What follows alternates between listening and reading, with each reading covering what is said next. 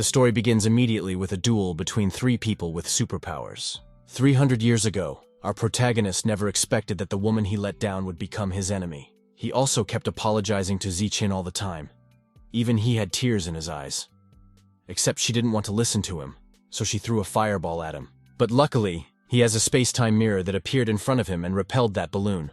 While he was rejoicing that he had repelled the attack, a man appeared behind his back along with a girl who was impaled on the protagonist with a sword. Since he was defeated, Zi Qin decided to take away the space-time mirror from him. She then pointed her hand in his direction and began to drain him of his strength. The protagonist couldn't stand idly by while they were quietly killing him and taking his powers, so he decided to take their lives and self-destruct. Those saw that he was beginning to use the self-destruct technique and immediately began to retreat.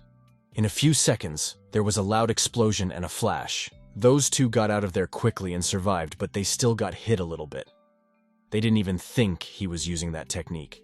But what was also most important to them was that he was definitely dead. And the only thing they were sorry for was that they hadn't gotten the time-space mirror away from him in time. Meanwhile, our protagonist was traveling to another world after death. Although he was not afraid of betrayal and death, he had failed Zi Qin in this life. But he vowed that in the next life, he would do everything possible to keep her alive. He showed up at the Heaven and Earth nightclub, where guys were having fun with girls. When he materialized in the room, everyone was running away from someone for some reason. He didn't realize who everyone was running from and stood in a stupor. After a few seconds, 2 policemen came up to him and arrested him. They also gave him the right to remain silent, and reminded him that anything he plotted could be used against him in a court of law. Immediately there was a crowd of journalists who began to take pictures of him, and resent the fact that such a useless jerk dared to fool around with women. He could run away from them in 10 seconds. But he didn't know what to do afterwards. After which, Zi Qin entered the tasks, and everyone immediately expected a big show. She walked over to him and stood in front of his face. He didn't understand what she wanted to do. In his head, he was ready to strike, since he was the one who had hurt her. But she put her hand right up to his face and stroked him. And she called him Bu Fan and asked him why he wasn't home even though it was late. The whole crowd was shocked at what she said, as they thought she was going to start yelling at him and hitting him. Bu Fang also didn't expect such a reaction from her, and was also in a stupor. Even Zhou Wei, the general manager of Zi Qin's company, was surprised there. He had no idea that Zi Qin had come here so quickly. Zi Qin began to resolve the situation with the police officers to let him go, and also offered to reward him for his trouble, to which they agreed. Next, she suggested that we go to Bu Feng's home. He was more than happy to agree, of course. As he stood waiting outside, someone approached him from behind. It was Zhou Wei who asked him if he really believed that Zi Qin loved him, and also advised him to break up, as he was lucky this time, but next time he wouldn't be so lucky. He decided not to keep listening to him, and decided to teach him a lesson. After that, he hit him once, causing him to fly to the car. Even in this state, he continued to resent him and tried to humiliate him. Bu Feng punched him a couple more times and flipped him off. Afterward, he thanked him for the free car. There was nothing he could do but ask him to be careful with his car. A few minutes later, he was already at Zi Qin's house. When he went inside, his wife was waiting for him and told him to follow her. Next, Zi Qin climbed on the table to show him the problem with the light bulb and asked that he fix it. Then she started to get off, and with a little miscalculation, she started to fall off the table. Bu Feng was not confused, and quickly put his hands up to catch her, after which he set her down and asked her to be careful. And also, Zi Qin told him to take a leaf on the first floor that had something more useful in it. Bu Feng went down and took the sheet. Then he opened it, and there was a note and a card. The note said that there were 10,000 yuan on the card, which he could use for the first time. Bu Feng was directly pleased that this beauty was treating him so well. He also decided to cultivate his fairy faster, so that it would become stronger. He then sat down on the floor and began to meditate. Through Rebirth, he will be able to raise a more perfect fairy. After a few minutes, he had finally reached the 3rd level of key training. He could soon break through to the 3rd level of Rebirth. The next day, Bu Feng stood by the window and listened to the birds chirping. Suddenly, he noticed that his wife was getting into the car. He wondered where she was going. So in a few seconds, he was already in that car next to his wife. She immediately started yelling at him that he had so inconspicuously approached her and frightened her very badly. After a few seconds, she calmed down and told me that her uncle had called to talk things over. And since he was already in the car, she let him go with her on the errand. Half an hour later, they nailed it in place. When they both walked into the conference room, everyone was actively discussing something. Like a true gentleman, Bufang pushed back the chair for his wife, and, as she sat down, she heard his husband being judged and mocked. So she asked everyone to shut their mouths and not discuss her husband. Her father, Yi Kaihei, suggested that his daughter sell the company to the Yang family as the company would not last long. Zi Qin was stunned that her own father had suggested such a thing. But Yi Kaihei justified his suggestion by saying that she had worked so hard, and it was better to squeeze through the company and enjoy life. Zi Qin was very angry with her because it was her mother's company. She also added that they didn't even have to pay dividends because the company was in decline. But Yi Kaihei's father was also perplexed and angry, for he had tried everything for her. Zi Qin didn't hold back and told everyone what was on her mind. First, she was forced to marry Joe, and now she is being forced to sell the company. Uncle Ye Kaihai realized that she is just a promiscuous girl, because she doesn't even want to sacrifice herself for the family, and decided to teach her a lesson instead of her father as next and slap her in the face. Zi Qin crouched down a little, but her husband Bu Fang heard the danger, and so Bu Fan stood in front of her and grabbed her uncle's hand. Ye Kaihai only started yelling at him and ordered him to leave immediately. Everyone was shocked that Bu Fang could afford to touch Ye Kaihai. Bu Fang didn't like the way they were talking to him, so he decided to break his arm quietly.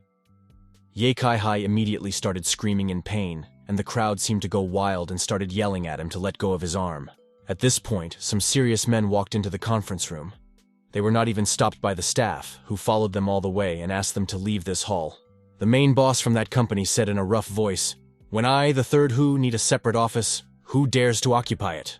When Bu Fang heard that there was a third Who in front of him, it interested him so much that he even let go of his uncle's hand. Ye Kaihei immediately approached the third Who and told him that this room was booked by their Ye family and asked them to find another place. Third Who didn't even continue to listen to him, but simply walked over and punched him in the face. He then bent down in front of him a bit and asked what the Ye family was doing in Jinzhou, since he hadn't heard of them. Ye Kaihei was helped up by his colleagues, and also Ye Kaihei started shouting at him that they were related to Zhou Qingzhou's family, and also threatened that if he didn't want to die, he should apologize immediately. The third Who started screaming and throwing anything he could get his hands on, even knocking over a table of food. After all, he is from the Tianye family. He doesn't want to offend the Zhou family. But the Ye family is nothing. The entire crowd crouched down a bit when they heard that he was the heir to the chief bastard Tian Yi.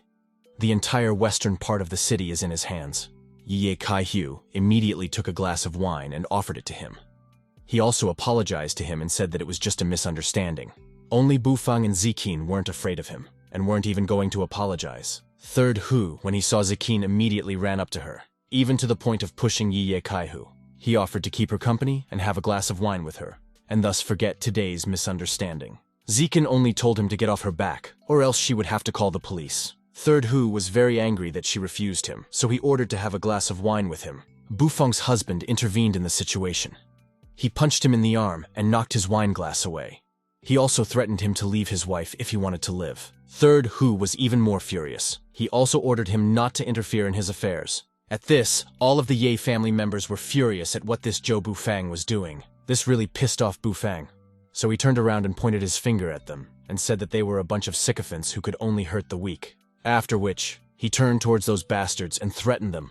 Whoever his father was, if he messed with his head again, he wouldn't live. Third Who didn't stand on ceremony, and this time told his guys to destroy him with their fists. Bu Fang laughed and blew apart a bunch of losers in a couple seconds. He gave the third Who a very hard punch under the jaw, causing blood and teeth to fly out. Everyone was shocked at his power except his wife, since she knew about his abilities. As the meetings ended, Bu Fang suggested that his wife go home, to which she happily agreed. Meanwhile, in a separate office, there was a conversation between two respectable men. One of them persuaded Ye Zikin's family members to persuade her, but it didn't work out since she is runny. All this, he reported for Yang Zongcheng. He promised that when they were successful, he would give him 10% of the shares. Then the second man suggested waiting until this scum was unprotected, at which point he would take action and they would play by their rules. A few days later, Bu Fan had a problem. He had already spent the money Zi Qin had given him to prepare the necessary things. Therefore, he was looking for where to get more money. He couldn't just leave it all behind because he's from a dynasty of Celestials who turned into an Alfonso sitting on his wife's neck. All the money spent on the previous amulets. But such a large amount of money is not easy to get. After which, he began to write different words on pieces of paper. By type, protection, divine light, raging flame. Before, with the help of his celestial power, he could easily create this simple amulet. If it succeeded, Zi Qin was very satisfied. He decided to experiment a little first and see what the result would be. He threw the sheet in front of him and shouted across the room, creating a defense while waving his hand in the air. But there was no reaction, and he thought he had made the wrong gesture. He decided to try a couple more times, only now in other positions. After a couple minutes, he wasn't getting anywhere, and he was starting to freak out. He couldn't believe he'd made a decent amulet. After half an hour, he ended up only making 3 amulets. At the same time, the aura of the earth distorted his abilities. After which, Zi Qin came into the room and told the news that she had been invited to the banquet, so he would be dining alone tonight. Bufang thought that this was the best moment, so he asked to give him some money. Zi Qin wondered after all, she had been giving him enough money for several days. Bufang decided to convince her to money and showed her the amulet he spent all the money on. She was a little upset because the company was in a difficult financial situation lately, but she decided to give it to him even though she asked him to be more frugal. She also put this amulet that Bufang had made in her bag, but even more she was dissolved that he hadn't grown up and remained the same as before. But Bufang was sure she would like these amulets, just had to see it all for herself. Half an hour later, he was outside the restaurant. When she got out of the car, she thought that Yang Zongcheng was pushing her harder and harder, and she didn't know what to do. And as she was crossing the road, there was a car coming at her very fast and it didn't even think about stopping, like it was a premeditated murder. But suddenly Bufang's amulet suddenly fell out of her bag, which began to glow brightly, and Zi Qin was caught as if in a dome. After which, she ended up in the hospital. She could only regain consciousness after a long time. And as soon as she opened her eyes, she saw Bufang asleep on her couch. She began to remember what had happened to her, and remembered the bright flash that had brought her here. It was then that she realized that Bufang's amulet had saved her. He was sleepily mumbling, "Zi Qin, hug me." She decided to teach him a lesson and hit him in the face with a pillow with the words, "Dream on." Bufang was even starting to be a little afraid of her, as this was something he clearly didn't expect from her. Afterwards, she asked when Bufang came to her room. Bufang started to tell the story that when he found out she had been in an accident, he boiled chicken broth and came immediately. Going through the memories, she remembered that there would be an important meeting in the company after lunch, and she was obliged to go there. As soon as she stood up, Bufang immediately picked her up and placed her on the couch. He decided to go to the company himself, and she needs to get some proper rest. She was, of course, a little upset that she wouldn't be able to go to the meetings, but on the other hand, Bufang was a person who could really be someone to rely on. Since he made her broth, he decided to go to the meetings himself. At that time, everyone was waiting in the conference room for the director and wondering why she wasn't there. One of the workers said that Director E had an accident last night. Everyone sitting there didn't even see the point of doing anything, as the campaign was in a difficult situation and Director E was not there at all. Just as suddenly, Bufang walked in very loudly, while looking official in a jacket, pants, and with an expensive watch. Then he announced to everyone that Director K was busy and he would replace her at today's meeting. All the employees were a bit taken aback. Everyone started saying he was a nobody and just a handsome Alfonso, and also the type who only knows how to live his life, and that he doesn't know anything about campaigning at all. Bufang only responded to all the thresholds with one sentence: "I am Zi Qin's husband, and I have every reason to replace her." Suddenly, a bald man walked into the conference room who they didn't want to let in, but couldn't hold him back either. He also kept asking where Bufang was. He actually stood up and asked why the man was looking for him. And then that bald man explained that he had decided to come to destroy him since he had dared to hit his little brother, Third Ho. When this bald man jumped on Bufang, he decided not to be ceremonious and end the fight quickly, so he kicked him in the groin. The bald man fell down from the fall of great pain and fainted a bit. Bufang at this time instructed the guards to throw the bastard out of the company. All of the company's employees started to talk about Bufang, what kind of beast he was, as he was the second most fearless person around Tianye, Hu Ying, and suddenly he fell with a single blow. Bufang sat back down in his seat, and once again asked if everyone there had any questions as to why he was the one replacing Director E. All responded with a chorus that there was absolutely no problem, and they trusted Director E's judgment. After that, Bufang decided to move on to the meeting. 2 days later, Bufang was practicing outdoors. He practiced hitting his fist against a tree. He also thought about the fact that he would need an elixir to speed up the process of his improvement. More specifically, he needs a healing elixir to regain his original strength. It takes money to buy the ingredients. He only has to ask Zi Qin. Except that Zi Qin Company was in big trouble right now, and needed to somehow figure out a way to make money on his own. While he was thinking about how to make money, a tale of old friends appeared behind him. Bu Feng turned around to them and asked them what they wanted, and offered them refills. In fact, they came to apologize because they offended the esteemed Mr. Zhou last time. And also this time Tianye wants to meet him, and they hope that Mr. Zhou will agree to honor him. Bu Feng was curious that Chu Tian himself wanted to see him in person, so he agreed to go with them to see what this legendary head of the family was like. After a while, they all ended up in a separate office. Bu Feng was dumbfounded when he saw the chapter, for he had envisioned it completely differently. Tianye was happy to see Zhou Bufang beating up his boys. Bufang sat on the couch and said to come to him if they wanted to beat up their men again. This really pissed off one of the guards, so he flew with his fist at Bu Fan, and he in turn was very calm. Bufang only touched one finger to his fist, and thus repelled his punch, while a blue flash occurred at the point of contact. Everyone in that room was shocked. After all, in Jinzhou, you can't find more than 3 people who can withstand his punch, and he took it and stopped it with one finger. Even the head of Tianye was shocked because Jin Hu had returned from the Special Forces unit, and suddenly gave in to some lowlife. After an awkward moment, Bu Fan did ask why he was invited today after all. Tianye began to say that skill was not everything. He needed his patronage. Then he would have everything. Money, power, women. Except that Bufang wasn't interested since he only had one person he was worried about. After that, he headed for the exit. Then Tian Yi, what better way to get him in trouble first, and then already do business with him. On the way, Bu Fang kept thinking that it was still worth cooperating with Chu Tianye. After all, some things were not convenient for him to do by himself. As he was leaving the restaurant, he happened to see the room where Zi Qin was. She was just about to be offered another glass of wine by a man, but she'd had so much to drink that she couldn't drink anymore. This man wanted to get her drunk so badly that he wanted to play a joke on her. So he started to pity her and said that their companies had been cooperating for so many years that if she didn't have a drink with him, she would consider it disrespectful to him. His order was really important for her company, and if she refused, it would be very bad for the company. But she didn't even have to drink the glass as Bu Feng entered the room and told everyone there that Director Ye had just been discharged from the hospital, so he would help her drink this glass. Zi Qin was surprised what he was doing here after all. Only special customers were allowed into this place. This man who was drinking Zi Qin was shocked and a little angry that he was interfering with him drinking with her. After which, he drank a glass in front of everyone, making everyone who was sitting in this hall unhappy that this puppy dared to make noise here. The man sat a little closer to Zi Qin and began to tell Bu Fan that he was a complete lowlife, and suggested that he'd rather be his wife. Zi Qin silently stood up and poured someone else's glass of wine on him. Then she added that no one dared to talk about her husband like that.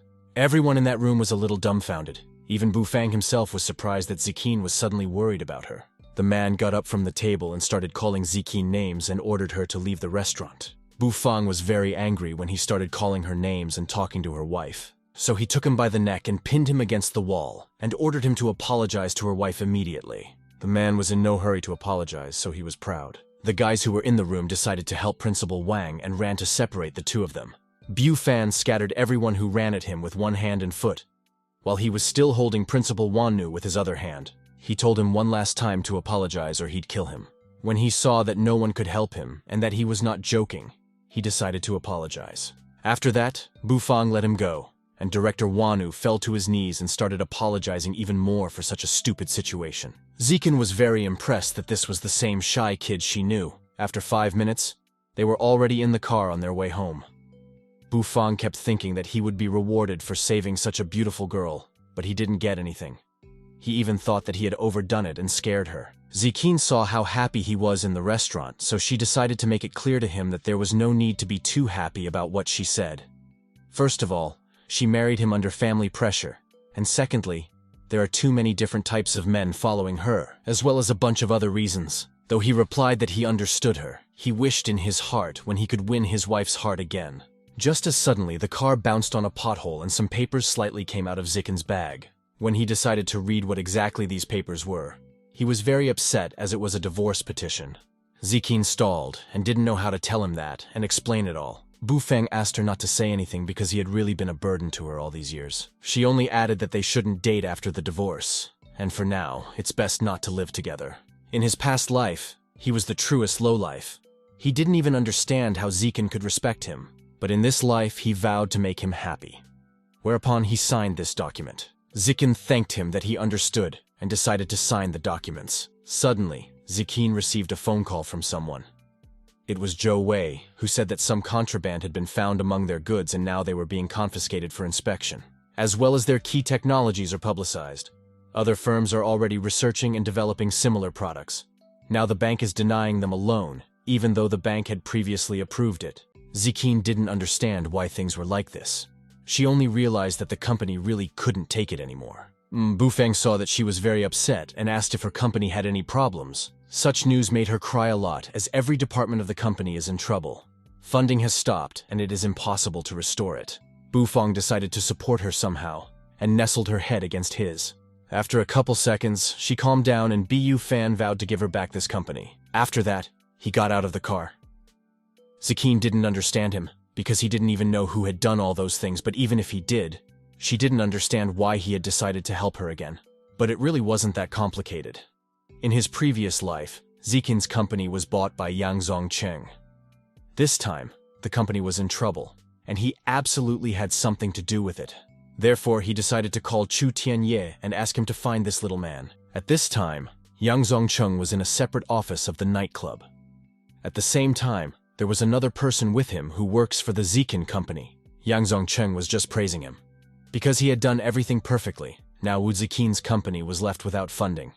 It wouldn't be a few days before he would already buy it, and Zi Qin would be his sooner or later. But then the kid had a question about what to do with Bufan, because he will cause him trouble, and by the way, at the last meeting everyone saw that he is very strong.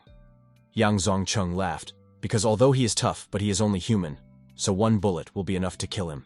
After which, Yang Zongcheng instructed everyone to have fun and forget about all the problems. But after 10 minutes, their fun was cut short by Bufang, who burst into this room of the nightclub.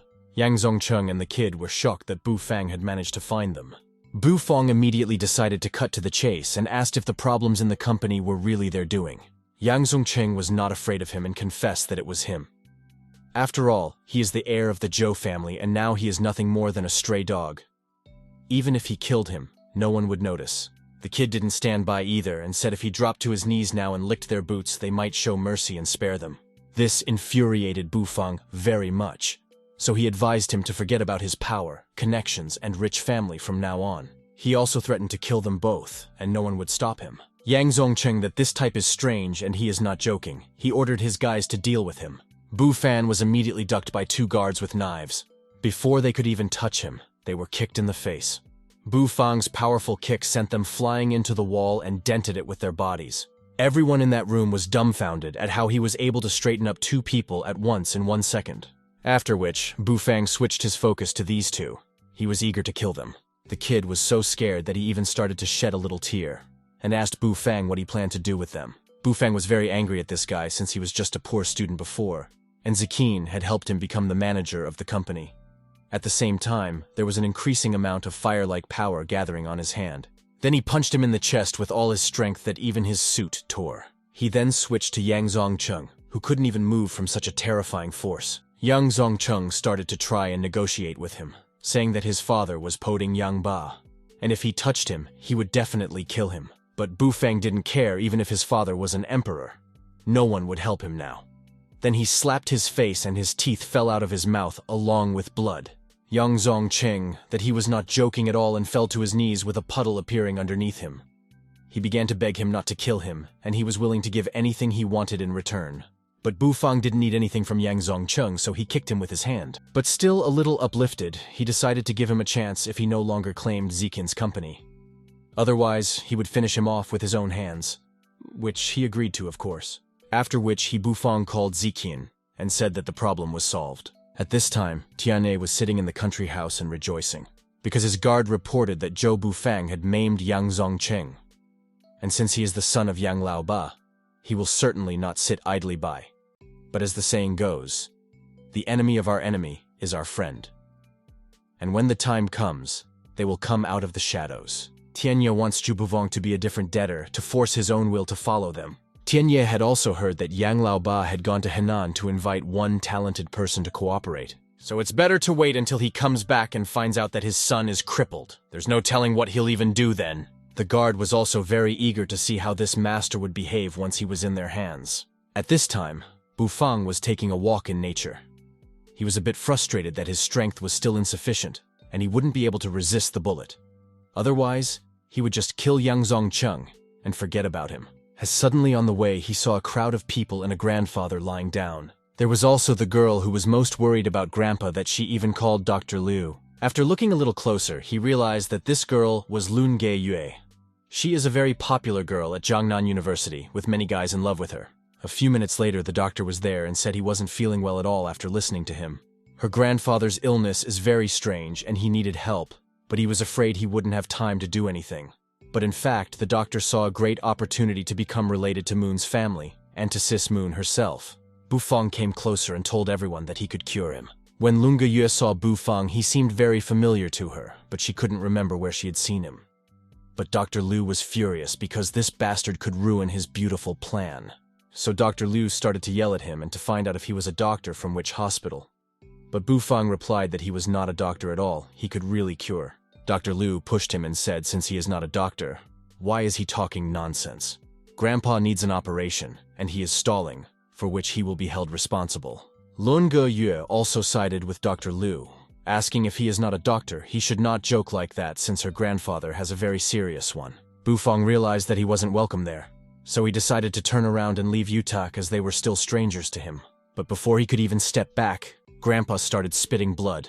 Lun Ge Yue immediately asked Brother Jun to start the car as soon as possible and take Grandpa to the hospital for the operation and not to delay in any way. Bufang saw his grandfather spitting blood and decided to help after all. There is nothing more important than human life. His hand began to wrap around the yellow cloth, and he touched his grandfather with that hand.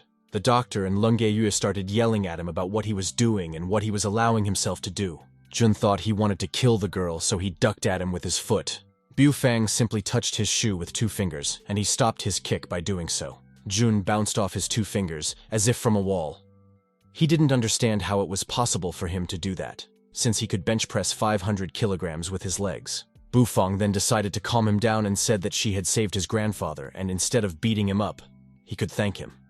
Then he left the place towards home, and when Jun turned around and looked at his grandfather, he was indeed awake and normal. When Mr. Lung Aotian woke up, he asked to be shown the person who saved him.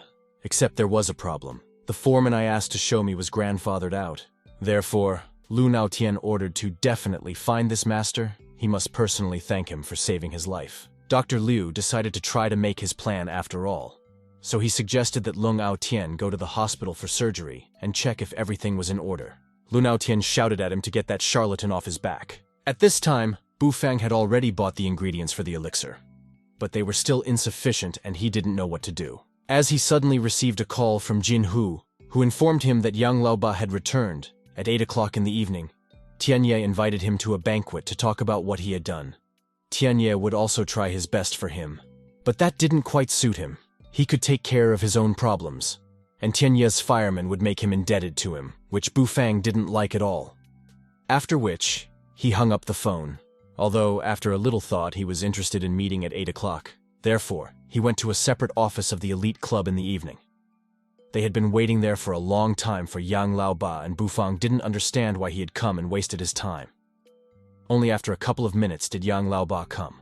Yang Laoba was very happy to see Tianye since they hadn't seen each other for a long time. Tianye was also pleased, except that he decided to get straight to the point. Yang Laoba asked who this Zhou Bufang was, who dared to beat his son. After that, Bufang entered the conversation and asked him not to thank him for teaching his ill-mannered son a little lesson.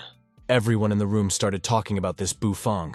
Someone even started a rumor that he was supposed to be the Zhou family's heir, but now the family had given up on him. Yang Laoba was furious that he was acting so proud after beating up his son, so he started threatening him with murder. Next, Tianye came into play and asked that the situation be forgotten out of respect for him. Yang Laoba was not satisfied with this, and he didn't even want to think about forgiving this bastard. The guard stood up for his boss and told him to stop raising his voice at him. Yang Laoba immediately started asking Master Wu to show the master class. Master Wu agreed and asked him not to worry, after which Tianye's guard flew at Master Wu. But Master Wu was no slouch, and he used the yin-yang pendant that was doused with fire, after which Tianye's guard flew away with great speed. It was a wave of magical power. There was already nothing to hide, so Yang Laoba revealed that this was a famous feng shui master throughout Henan. He could be called a superhuman, so Chu Tianye would be defeated. Bufang wasn't impressed since it was all child's play and nothing to brag about. These words did not please Master Wu, and he decided to teach a lesson to the proud boy who looks down. Bufang also didn't mind showing him his skills. After which, Bufang jumped towards Master Wu.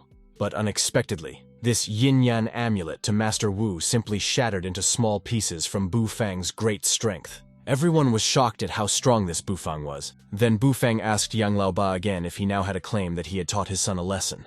Yang Laoba still could not recover from the loss, because this Master Wu had made a big deal about himself. But when it came to the matter, he was disgraced. Bufang decided to help Yang Laoba come to his senses and slapped his hand on his face. He repeated the question to him again. The crowd was shocked that Bufang had allowed himself to hit Mr. Yang Laoba. It could be said that he had now lost his reputation. Yang Laoba could not tolerate such bullying, so he ordered the Scarface to shoot him, and he would be responsible for it himself. Scarface was happy about that. He wanted to see if he could be as confident at gunpoint. Bufang only laughed. After all, it was only a tiny bullet. Fortunately, he had prepared himself and brought his protective amulet with him. When Scarface fired, Bufang caught that bullet in his hand. No one understood how this was possible or why he hadn't died from a bullet yet. Yang Laoba realized that he was powerless against this demon, so he fell to his knees and began to weep and began to try to negotiate, and if he would spare him, he was willing to give everything. Tianye realized that he seemed to have a problem with his head since he was going to subdue him to him, and when Bufang asked Tianye to take over Yang Laoba's authority, he stood up like a string and agreed.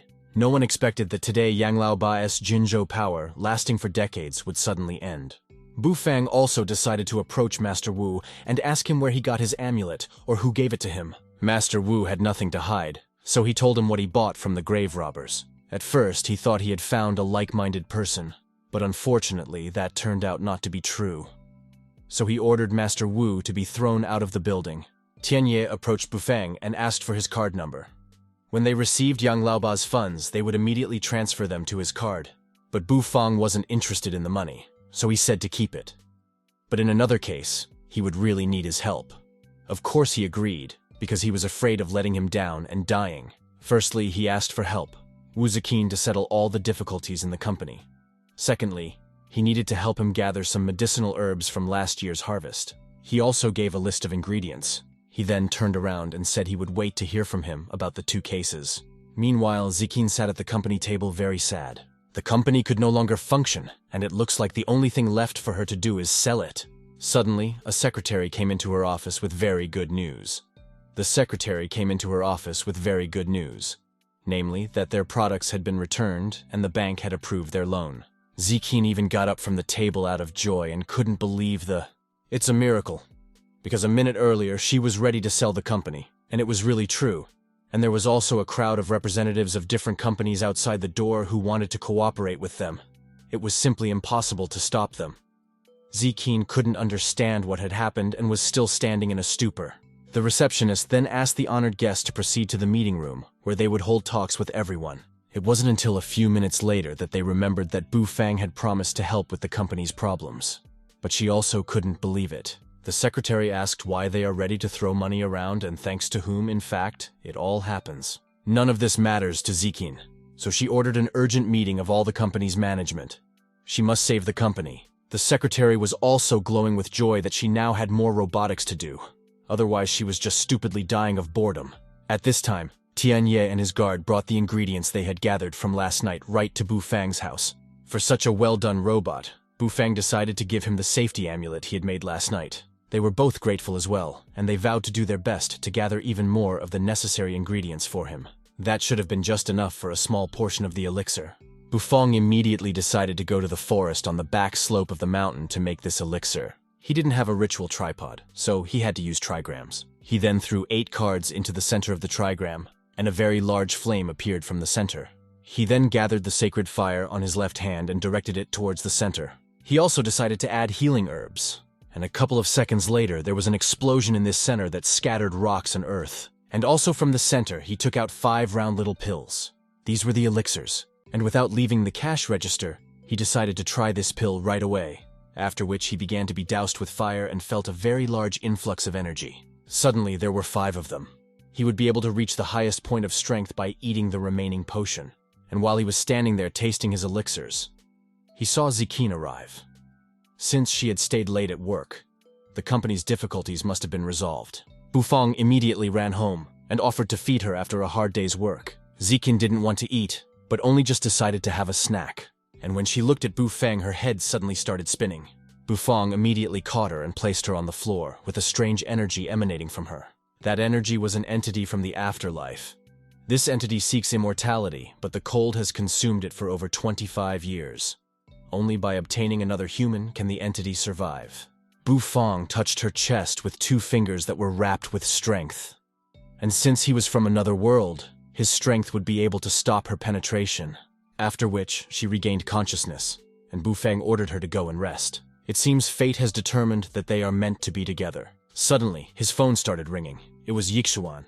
In his past life, he was one of his few friends. Since classes start tomorrow at their university, Yixuan suggested a meeting. Bufang didn't mind and agreed to the proposal. Afterward, he went to a restaurant in the evening. It's been so many years, he's forgotten what the restaurant is like now. Suddenly, Yixuan showed up. Out of politeness like a true friend, Bufang asked how the man was doing in general. And it wasn't a very pleasant situation. His father was ill, and his relatives were only thinking about how to get their hands on his property. In the past life, Yixuan really had a misfortune in his family, and now he is suffering and depressed. In this life, he must definitely change his fate. Afterward, he hugged him and told him he would definitely help him. At the same time, they were drinking wine very loudly, so everyone was paying attention. A Chen Qingnai girl came up to him and asked what Bufang was even doing here. Her boyfriend assumed that this was her first love and wondered why so cheesy. Chen Qingnai told the story that this Zhou Bufang used to work for their family. She was so naive, and he messed with his head. Yixuan was furious that his friend was being called names and humiliated. This Chen Qingnai guy laughed, for he remembered that he had seen Yixuan with Luo Geiyue. Yixuan was really pissed off by this, so he ran at him with his fist. But this kid was not a bad guy and kicked him with all his might so that he flew away. Bufang lifted Yixuan up, but he said he didn't need any help as he was fine. The two of them only laughed at Bufang and Yixuan, but Chen Qingnai suggested that they should not continue arguing, and suggested that they just go back home. Bufang couldn't stand to be called names from both of them, so he ran up and punched him in the face. Chen Qingnai immediately started yelling at him and saying that he was a sick bastard. She also reminded him that his Wang Juping family was rich and powerful. After that, she picked up her boyfriend and they both went home. Only Yixuan realized that Wang Juping would never accept it, and when he returned, he would find out if his father could influence the situation. Bufang told him to relax and do nothing since he is on friendly terms with Chu Tianye, so there was no need to worry. The next day, Bufang went to study at the university. Zi Qin decided to give him a ride. After that, she had to go to Spain because there are still a lot of robots there. After all these years, he didn't expect to dive back into college life. He went to dorm room 309. As soon as he entered the room, there was garbage, cockroaches, and all sorts of other things everywhere. And Wokyu and Ma Goli were sitting there, arguing about everyone throwing things around. Although the actual student life, he actually enjoys it. Those immediately asked Bufang to take out the trash and buy water at the same time. Bufang only laughed because they did not know that now Zhou Bufang is a different person who will not tolerate insults. So in a gruff voice, he told us to work out our own issues ourselves. And as for cleaning the room, it was a shared responsibility. Those two got agitated and distracted from what they were doing. Both of them started throwing barrels at him and trying to put him in his place. But Bufang didn't even have time to say anything back to them before 4 people burst into the room looking for Bufang. Woku started yelling that they were breaking into someone else's room. But Ma Goli quickly started to stop him and said that it was Wang Xiong, and it was not worth it to mess with his family. After that, both started apologizing for not recognizing and agreeing to everything, but not to get hit. Wang Xiong didn't bother listening to Woku and simply punched him, causing him to fall down. Bufang decided after all to join the conversation and stop watching this stupid show. Wang Xiong explained to Bufang that he dared to offend his little brother and broke his leg, so now he had to get his own. Afterwards, he instructed his boys to deal with him. The 3 immediately started running at him with bricks, plungers, and slippers in their hands. Bufang was even glad that he would stretch out a bit now. In a few seconds, everyone was lying on the floor. His dorm roommates were a little shocked at how he had become so cool over the vacations. Wang Xiong was also surprised because he was told that Bufang was the one who was being abused, but he turned out to be very strong. Bufang decided not to deny Wang Xun's pleasure and gave him a slap in the face as well. The 3 guys realized that there was nothing more for them to do here, so they took Wang Xun and left this room. After which, Wokyu and Magoli fell to their knees and started apologizing, and also saying that he was very cool and they definitely wouldn't be able to do that. Their respect for him is as endless as the Yangtze River and as constant as the floods on the Huanghe River. They both began to quickly run around the room and clean all the nooks and crannies while offering him the green tea he had just authorized and a new pack of Zhonghua cigarettes. And they also said there were people out on the street looking for him. There stood Lun Gaiyue beside her new car. All the guys were drooling from the very beautiful sight of Lun Gaiyue. She had been looking for him for a long time, but finally found him. She invited him to get in the car because her grandfather wants to thank him personally for saving his life. After Bufang agreed, they went to Mr. Lunao's cottage. This cottage is many times bigger than Zi Qin's. Looks like Lun Gaiyue has a complicated family. But still, Bufang was curious how she found him. Then she said that he had been captured by a street CCTV camera, and she had used some connections.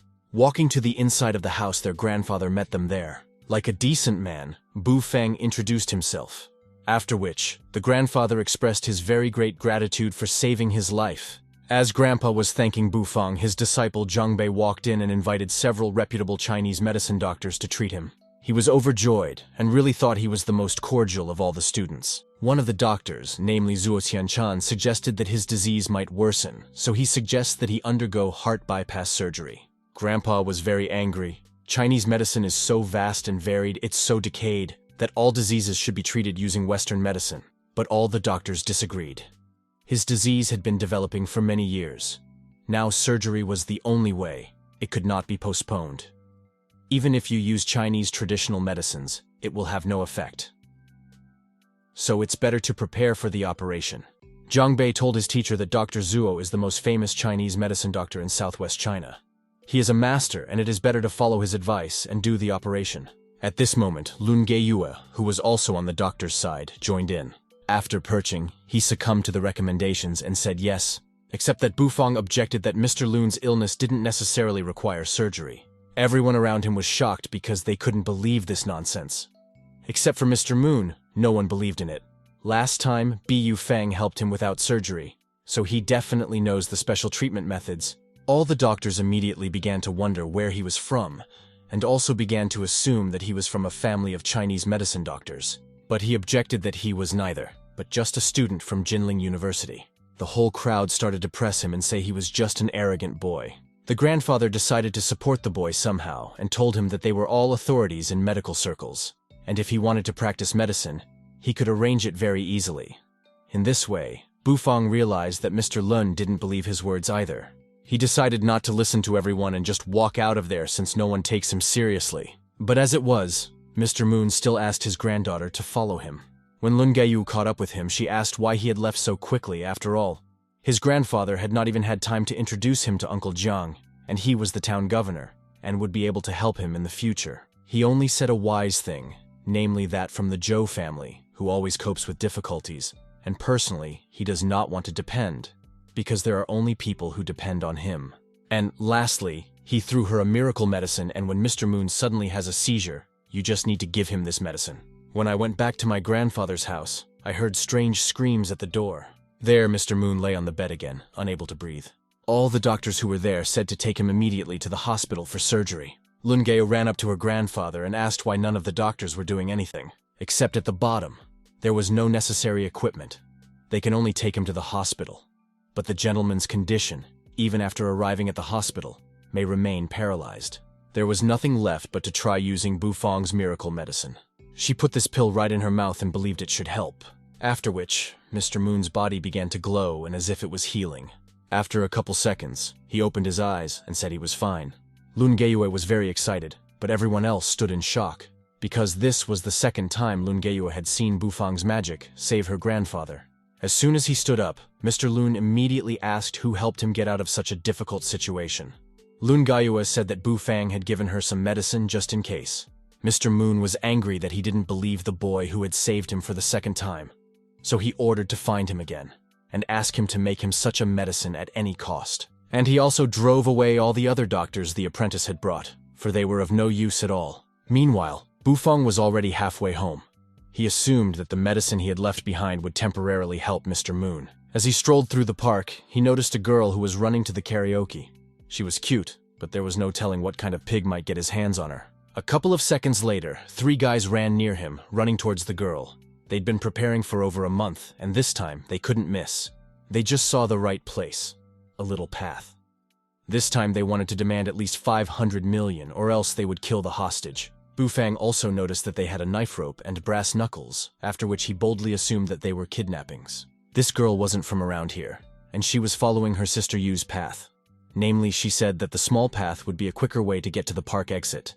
Suddenly she's confronted by those same 3 boys. Realizing that there was no way out, she started screaming very loudly for help. Suddenly a seed husk, and wondered where it came from. They then looked to the right and saw Bufang, who replied to them, "What are you standing there for? Go on." The Tor were all pretty pissed off that some bastard was foiling their plans. But since Bufang had seen everything, the boys had no choice but to kill him. For if this case came to light, they would all be finished. They could go to jail because of their own stupidity, so they didn't want to mess with it. Bufang only warned that if they came near him, he would crush them out with seeds, and he was not responsible for it. 2 of them laughed as they did not believe in this nonsense. But the main one did not care about jokes. He only wanted to get rid of the witnesses as soon as possible. Therefore, all 3 of them attacked one Bufang at the same time. Bufang in turn threw a bag of seeds at them and activated the multiple magnification technique, after which one such large seed would crush their chief to death. After a couple seconds, the seeds flew into them as well, thus he killed all 3 guys. The girl was insanely happy to finally be rescued, and also asked what his name was, but he did not answer what his name was. And then the girl still promised that when she got home, she would tell her parents, and they would want to meet him personally and thank him for saving her. In the end, Bufang still said that it was no use, and it was better for her to go back home and not make her parents worry. After a while, she came home in tears. Her parents already knew that she was going to be used. Afterward, Tuntong told the story that the bullies mistook her for Zhang Xiaoyu, his uncle's daughter, and wanted to kidnap her, but a guy saved her. Next, her father came over and told her to go rest after this, and in the meantime, he would call his brother and tell him to be careful. The next day, Bufang came to the university as usual. Wherever he went, everyone looked at him strangely, and also talked behind his back. He didn't understand why absolutely everything and everywhere was staring at him. After he sat down, Chen Qingnai and Zhang Xiaoyu walked over to him. Zhang Xiaoyu started a conversation with him, saying that messing around with the eldest daughter of the Lun family was not the same as making eye contact with people when talking to them. Bufang did not understand anything from her words, and asked her if she had any business to speak straightforwardly, not to get caught up in her quirks, and thus distract her from her studies. After all, one must study diligently and improve from day to day. Then Chen Qinghai took matters into her own hands, and told him bluntly that because he had affairs with Lun Geiwei, it did not mean that he could resist Wang Jiping. As long as she is with him today, he can use her authority, but tomorrow she will leave him, and he will be of no use to anyone. Bufang stood up from the table and asked them not to mix personal relationships and business, and he had never needed anyone's patronage. He also threatened them that if they came here early in the morning to mock him, he would make trouble for them in the future. They couldn't recognize Zhou Bufang, for he hadn't been so respectful of himself before. After which, Wang Jiping approached him and reminded him that if he continued to be so brash and insolent, he would pay back his debt faster. He'd miscalculated last time, but not today, since there were so many of his boys around. He wasn't afraid of him at all and was ready to teach him a lesson. After which, Wang Jiping ordered him to kneel down now so that Chinai would forgive him, and also ordered him to get out to clean his shoes and bark a couple of times doggy style. And maybe then he would consider sparing him. Even Chen Chinai started to roll a barrel on him, that he defied the influential family, and no one understands what he is trying to achieve. Wang Jiping told him to apologize. He took pity on him, and he does not want to. In other words, he does not appreciate being treated kindly. Bufan then replied to absolutely everyone, "Since you're being pushy, don't be surprised." And when the situation seemed to be rolling towards a fight, Lun Gayu herself walked into the auditorium and wanted to talk to Bufan. But Bu Fan didn't even want to listen to her because her grandfather doesn't trust him, so he doesn't want to interfere in their affairs. But Lun Gayu told him that her grandfather was wrong, and he would very much like to meet him again. Bufang replied that he would think about it and left the auditorium. Absolutely, everyone was shocked, for everyone's opinions had changed. Now it seemed to them that it was as if Lun Gaiyue was chasing after Yu Feng. Bufang was upset because he wanted to go to class and study, but it didn't work out, and he got into trouble. The moment he was walking, the phone rang. It was Yixuan. He has a new girlfriend, and tonight, and young Maple Karaoke, she's having guests over. So he was invited too. Yixuan was already greeted at the entrance of the Southern Maple Karaoke in the evening. This karaoke isn't cheap at all. But since his girlfriend invites guests, she's probably not an ordinary person. After which, Yixuan led him to a room where he introduced him to the entire girl, Yuan Shuangshuang. In that room, there were also some people he knew, like Zhang Xiaoyu. Zhang Xiaoyu walked over to him and reminded him that today, powerful people were gathered here. If he decided to say or do something, he better think and say it a few times. Zhang Xiaoyu also introduced to him that there was a guy from the Jin family sitting there, and here was a guy from the Huang family who had huge connections, and her younger cousin, Zhang Tuntong. She was also the one he was familiar with when he protected her from the bandits. She waved her hand at him and called him sweetly, brother. Zhang Xiaoyu wondered how she knew him. She told him that he was the brother who had saved her in the park back then. Zhang Xiaoyu took Tuntong's hand and told her not to be misled by her appearance. She told her that Bufang was always fighting, and that he had no money and his parents were wage earners. A guy from the Huang family heard the girls talking and came up to Shuang and asked her why she brought such a lowlife here. Shuang in turn asked her to calm down and just have fun because it shouldn't matter who has what position in society. The main thing is that everyone came here to relax. This didn't suit the Huang family guy, for his time is precious. So he decided to come to rest in order to make connections. He has no time to waste here with this lowlife Zhou Bufan. After which, he headed towards the exit. As soon as he got to the door, someone opened it and it was the guy who got hit right in the face. His nose was bleeding, so he started yelling at the asshole who opened the door without knocking. But the man who kicked in the door was no slouch either. He was furious why the gentleman's private office was occupied by some garbage. The guy stood up and said that he was from the Huang family, so he asked to be treated more politely. But that man wasn't afraid of him or his family at all. After all, their family had a third Hu brother. The kid was surprised and became a little nervous when he heard about the third Hu from Chu Tianye's entourage. The man asked what the little man was silent about after hearing the third Hu's name. When he didn't hear the answer, he just kicked him in the stomach. After that, the little guy apologized, sweat beading from his forehead.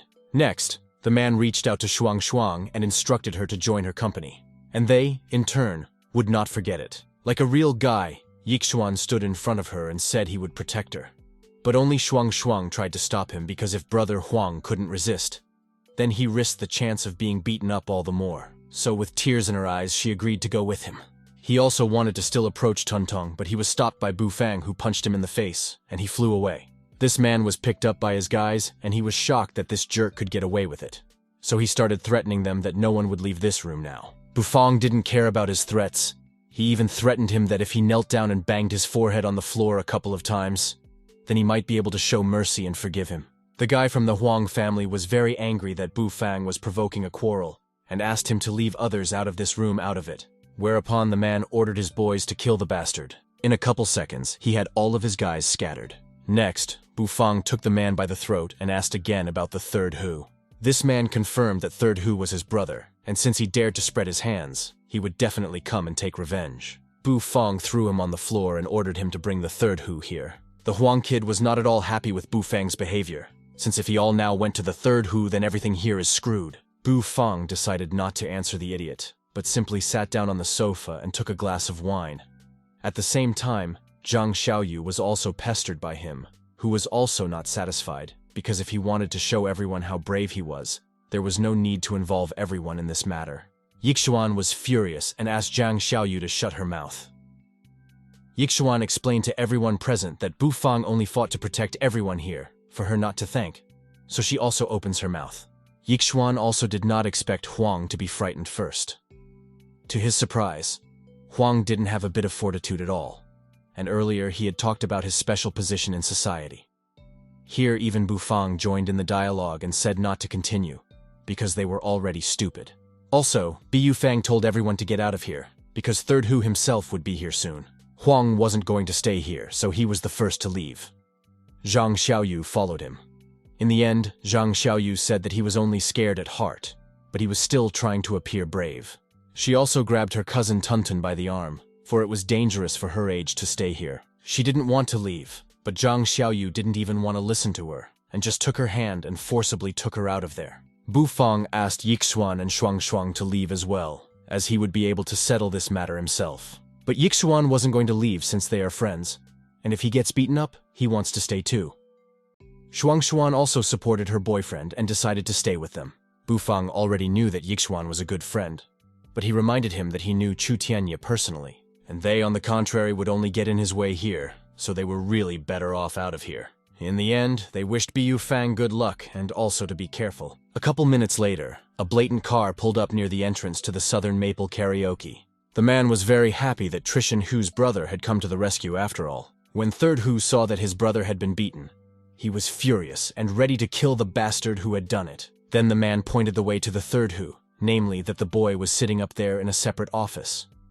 The Third Hu was very curious to see Hu and Jinju dared to talk to him. The Third Hu, like that. When the Third Hu rushed inside, he was overflowing with energy to kill or beat someone.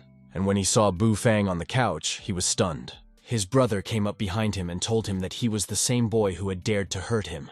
The Third Hu turned around and instructed his father in the face to shut up.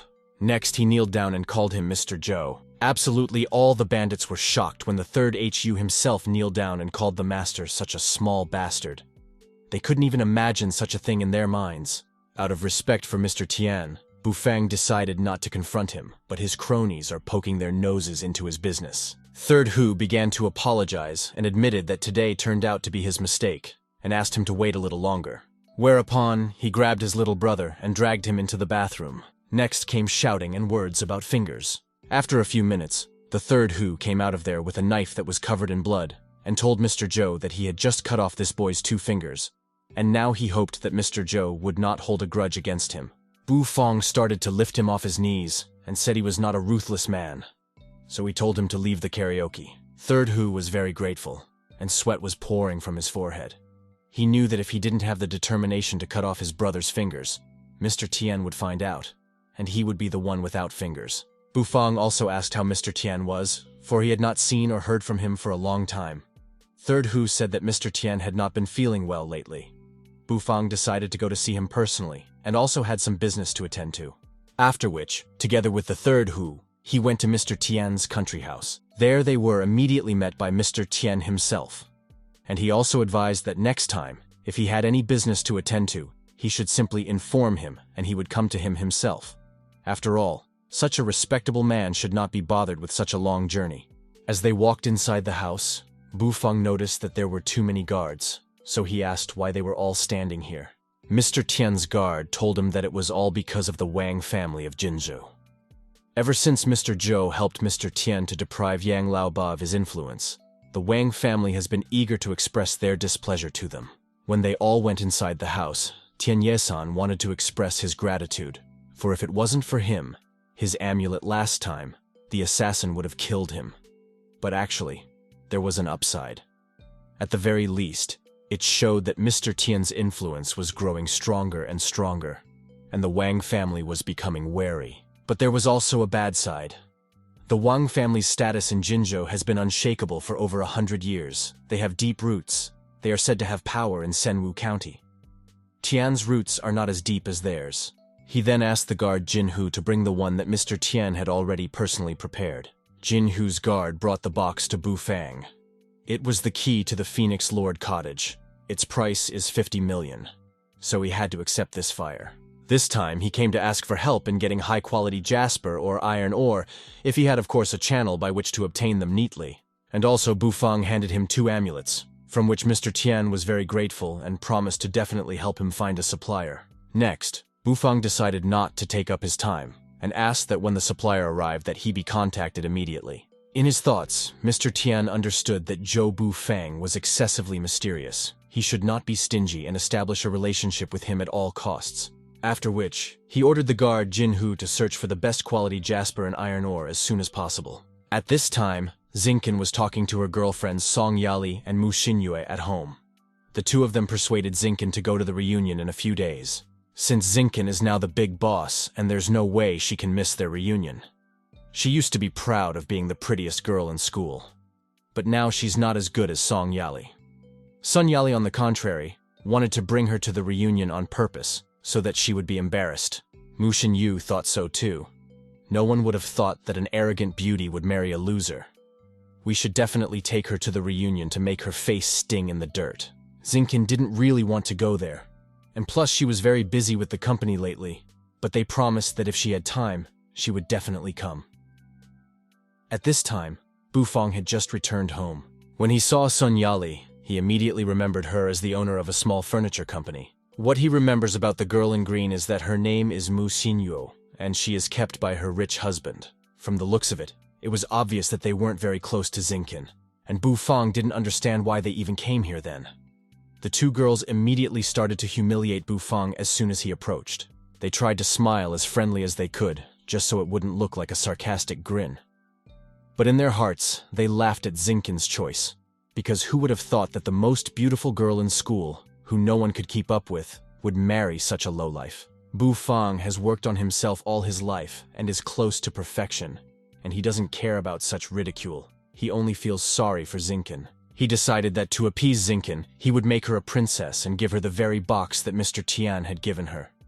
At this, they immediately began to laugh, and Bufang listened and did not say a word. He walked up to Zi Qin and showed the gift from his friend so that the self-esteem of those stupid people would plummet. Everyone thought that there must be some junk in there that they could laugh at Zi Qin once more. Everyone was shocked when they opened this box, because it was the key to the Phoenix Lord's cottage, and they knew that such cottages now cost at least 50 or 60 million. Mao Xinyu Yen understood. After all, she could only afford to spend about 5 million. And how this loser like Bu Fan could buy such an expensive cottage she didn't understand.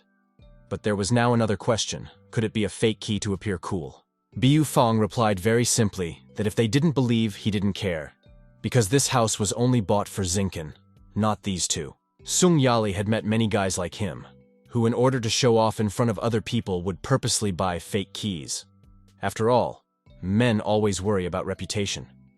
Zi Qin decided to stop this bullying and told him to go rest, and she would call him for dinner a little later, to which he happily agreed, as he was starting to get a little pissed off by the two fools. When Bufang went up to the bedroom, Zi Qin kept thinking about the key and couldn't believe that he really did just a mere show-off and this key was fake. The next day, as usual, he went to his studies.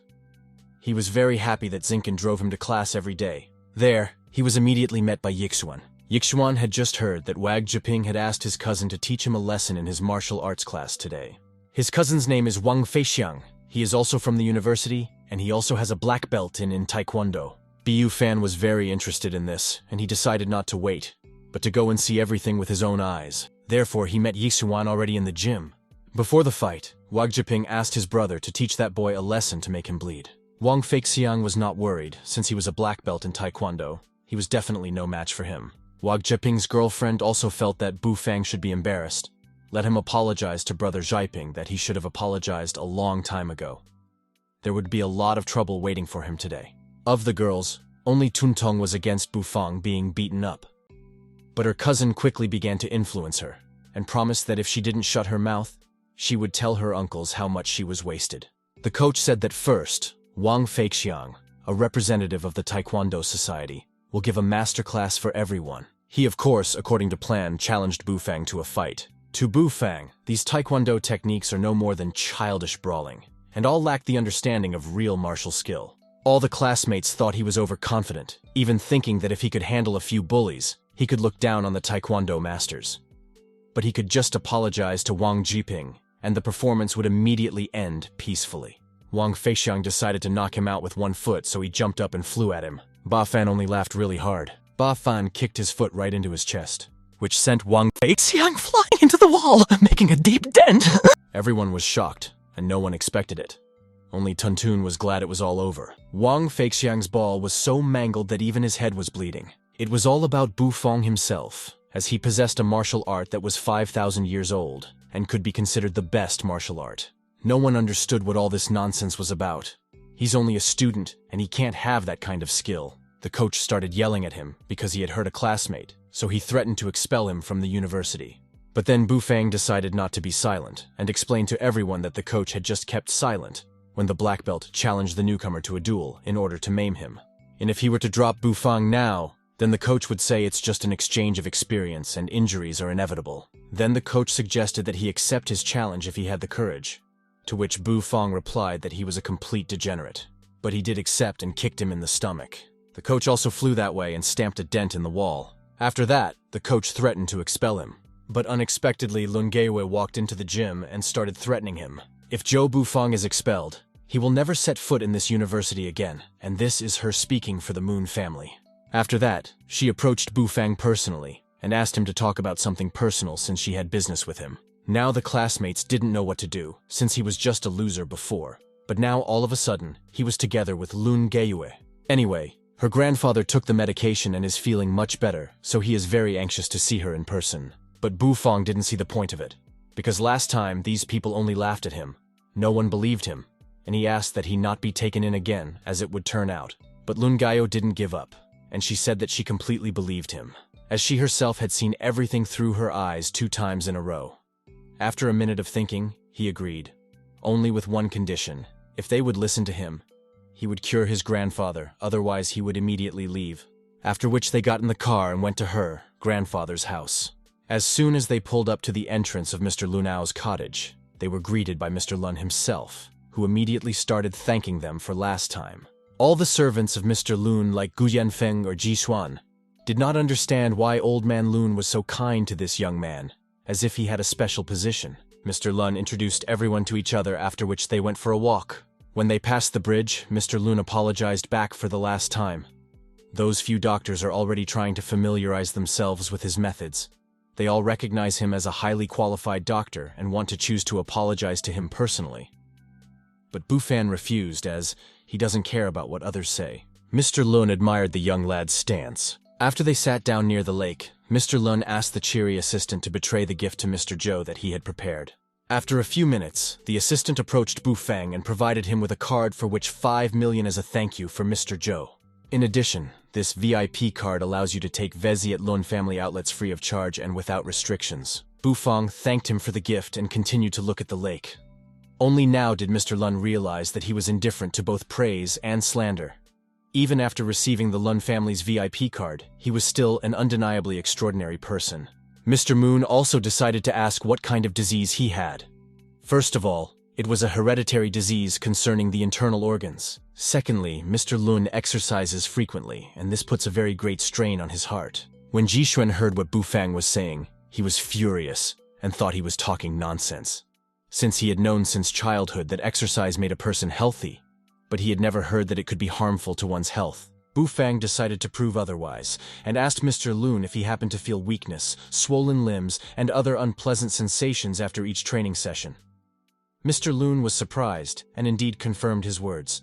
After which Bufang took a leaf and a pencil, and wrote the recipe to be cooked, and when they were all ready, he asked to be delivered to him to process. Since Jixuan was very worried about Mr. Lun, he had a question as to why it was necessary to give him the medicine to process. Bufang replied trivially and simply that there was no one else who could process this medicine but him. Then Jixuan speculated aloud that this deal was quite lucrative for him, for he had received 5 million from Mr. Lun, and when the medicine needed to be processed, he would be able to get more. Bufang was not the way he acts, in good conscience. He then took out the card he had been given and broke it into 2 pieces. People with different views can't cooperate, so he threw it all away, turned around, and left. Lun Gaiyue started to stop him, but he didn't want to since he came with good intentions to help. But Grandpa still doesn't trust him. He doesn't care about this stupid VIP card at all. He only wanted to help. Lun Gaiyue stopped and asked to show more understanding since her grandfather has a special position, and he had often faced betrayal before. For the reason that he Bufang broke the card, she offered to give him hers and be even. Bu Fan asked why everyone is talking so much about this map and why it's important. At that time, Lun Gaiyue told her that this was Grandpa's most important gift. He had only given it to 8 people in his entire life. And it just so happened that Bufang was the 9th. The Lun family's VIP card holders, all but a few rascals, are important people. One is even a martial arts mentor. And then Bufang was surprised that being a martial arts instructor was very honorable. Before, he had wandered the Milky Way, traveled across the universe, and could knock out a star with a punch. In his eyes, a martial arts master was no more than an ant. Lun Gaiyue didn't think so. A martial arts mentor could cut the wind with a knife, take out a person by controlling their breath, walk on water, and this was all very cool to her. She was so magnified by them that she was willing to even marry a martial arts mentor. If the age difference they had wasn't so great. Suddenly, they were approached by others. Ji Xuan overheard what they were talking about, and since Bu Fang said that the martial arts mentor was nothing, he invited him to duel with him. Lun Geiyue started to stop Ji Xuan because he had passed the martial arts union's inspection and had been given a B category. Therefore, it is not right to have a duel under uneven conditions. Mr. Lun added that Bu Fang has made incredible achievements in medicine. He thinks he is very talented, but he didn't expect that his character would unfortunately turn out to be not so good. Gu Jianfeng also interjected that even if he was noticed by a famous person, a martial artist's career also required hard work for a very long time. He suggested that Bu Fang was too young and overconfident, so he wouldn't be able to get a high position. Ji Xuan was already ready to fight him and even promised that he wouldn't maim him. Bu Fang laughed a little, turned around, and said that he wasn't even good for him as an opponent. Ji Xuan began to humiliate him, saying that he could only praise but did not dare to interfere with the forces. Mr. Lun interjected into the conversation. He saw that Bu Fang was indeed talented in medicine, but martial arts was a different matter. If he is only good in words, then it has no meaning. At that time, Lun Geiyue explained to Bu Fang that his grandfather hated empty words the most, and also asked him not to miss the chance to get his support. This infuriated Bu Fang, so he said, "I don't need anyone's support." After which, Lun Geiyue realized that he had only said a complete stupid thing. Bu Fang turned around, and since he had studied his grandfather's illness, he said goodbye and started walking towards the lake. Lun Geiyue thought at first that he wanted to throw himself into the lake and started to stop him. But as soon as he took 2 steps, everyone was shocked. As he didn't fall under the water, he just walked on it as if it were land. Everyone standing nearby realized that Bu Fang had reached a very great perfection as a martial arts mentor. Another month, Bu Fang would be able to make people faint when he reached the middle of the sea. After all, he wanted to see who else was getting into trouble. When Bu Fang came home, he was very pleasantly surprised. He saw Zi Qin, who looked simply gorgeous, making his jaw drop. Zi Qin asked him to wear the new suit in the bedroom that she bought. She also asked him to move quickly since they had a reunion today. Bu Fang was very happy that Zi Qin was treating him better and better. She even decided to take him with her to the reunion, so he must look good not to let her down. When he changed and came downstairs, he started posing in that costume. Zi Qin didn't say anything about how he looked, but simply told him to go already.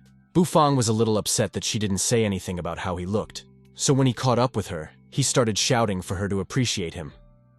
Zi Qin realized that he wouldn't let go, so he said that he looked much better in that suit. An hour later, they had already pulled up to the elite Dathan club. Sun Yali met them there and asked them why they had traveled so long, for they even thought she would not come at all. When Bu Fang and Zi Qin went inside the club, they met the others. There was also Mo Xinyue, who was happy to meet the first pretty girl of the whole school, and she said all this under the mask of a good girlfriend. Zi Qin apologized to everyone for being late, and justified that she was delayed on the robot. Next, Mu Xinyu introduced everyone to her man Yao Dafu, who was the boss of a prosperous company. The whole crowd was shocked to meet Yao Dafu himself, as everyone knew that he was one of the 15 richest and most influential people in Jinzhou. Next, Zi Qin, along with Bu Fan, decided to go outside, where they met Zi Qin's longtime friend. Her name was Chen Ming, and she was indeed the best friend, Kei Zi Qin. Chen Min arrived from abroad yesterday, and now plans to stay in Jinzhou for good. Next, Mu Xinyu interrupted all conversations and asked to go to the front desk since everyone had already arrived. After that, Yao Dafu volunteered to talk to the staff since he is a famous and rich man. Director Yao Dafu asked to prepare the largest office northern landscape. The receptionist replied that unfortunately, the northern landscape was already booked, and there is no way to mark this reservation. Yao Dafu didn't want trouble, because if the northern landscape was booked by the Lun family, he didn't want to make a mess of it. The receptionist replied that the guest who booked the northern landscape, also a very respectable person, so there was really no way he could give it to them.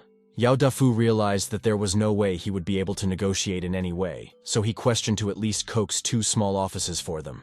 Afterward, Bu Fang told the receptionist to ask the northern landscape guest to give in to them after all. The receptionist reiterated to him that the guest was very important, and it was impossible to ask for concessions. Everyone around him laughed at him, since if Director Yao himself couldn't occupy this booth, then he wouldn't be able to do so all the more. Bu Fang smiled and took out a VIP membership card.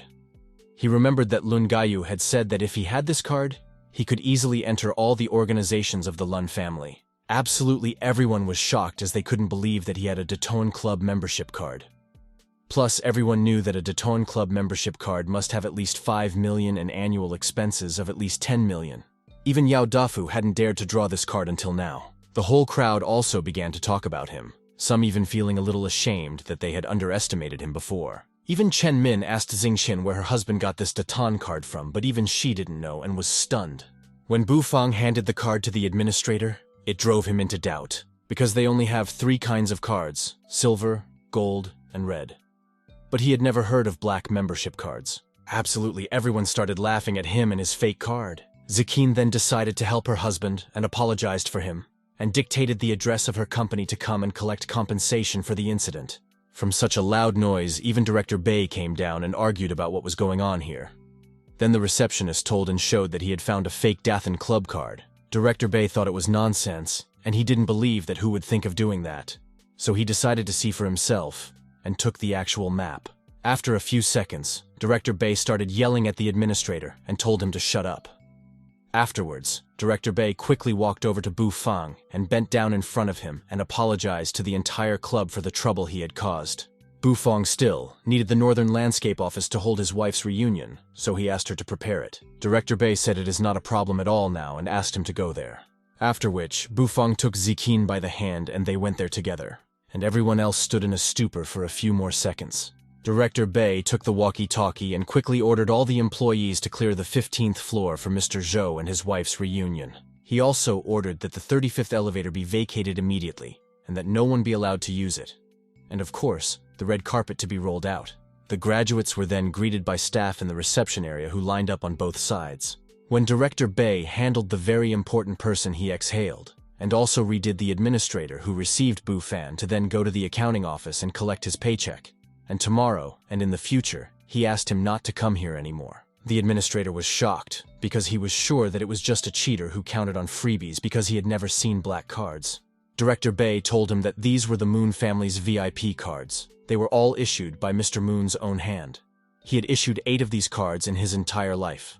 2 days ago, a rumor began to spread that a certain mysterious young man had obtained a 9th one. That's why he had to leave, or there would be very bad consequences for him. No one in this office was having much fun since they couldn't get away from Bu Fan's card. At the same time, when Yao Dafu asked his wife what was going on here, she didn't understand either. Because not long ago, she had thought that he was a complete loser.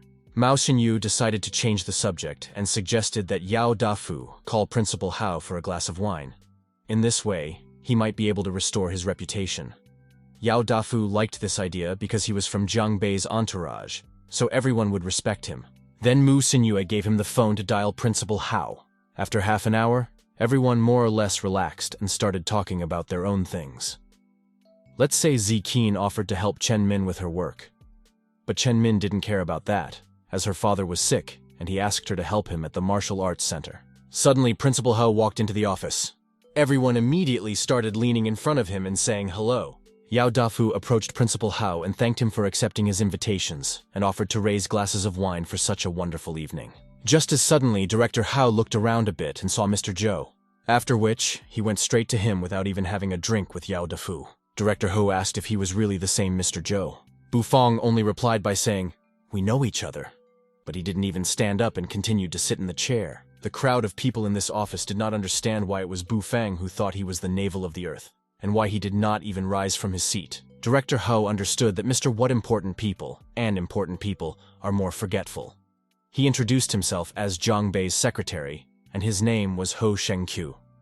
Then Bu Fa remembered this Jiang Bei.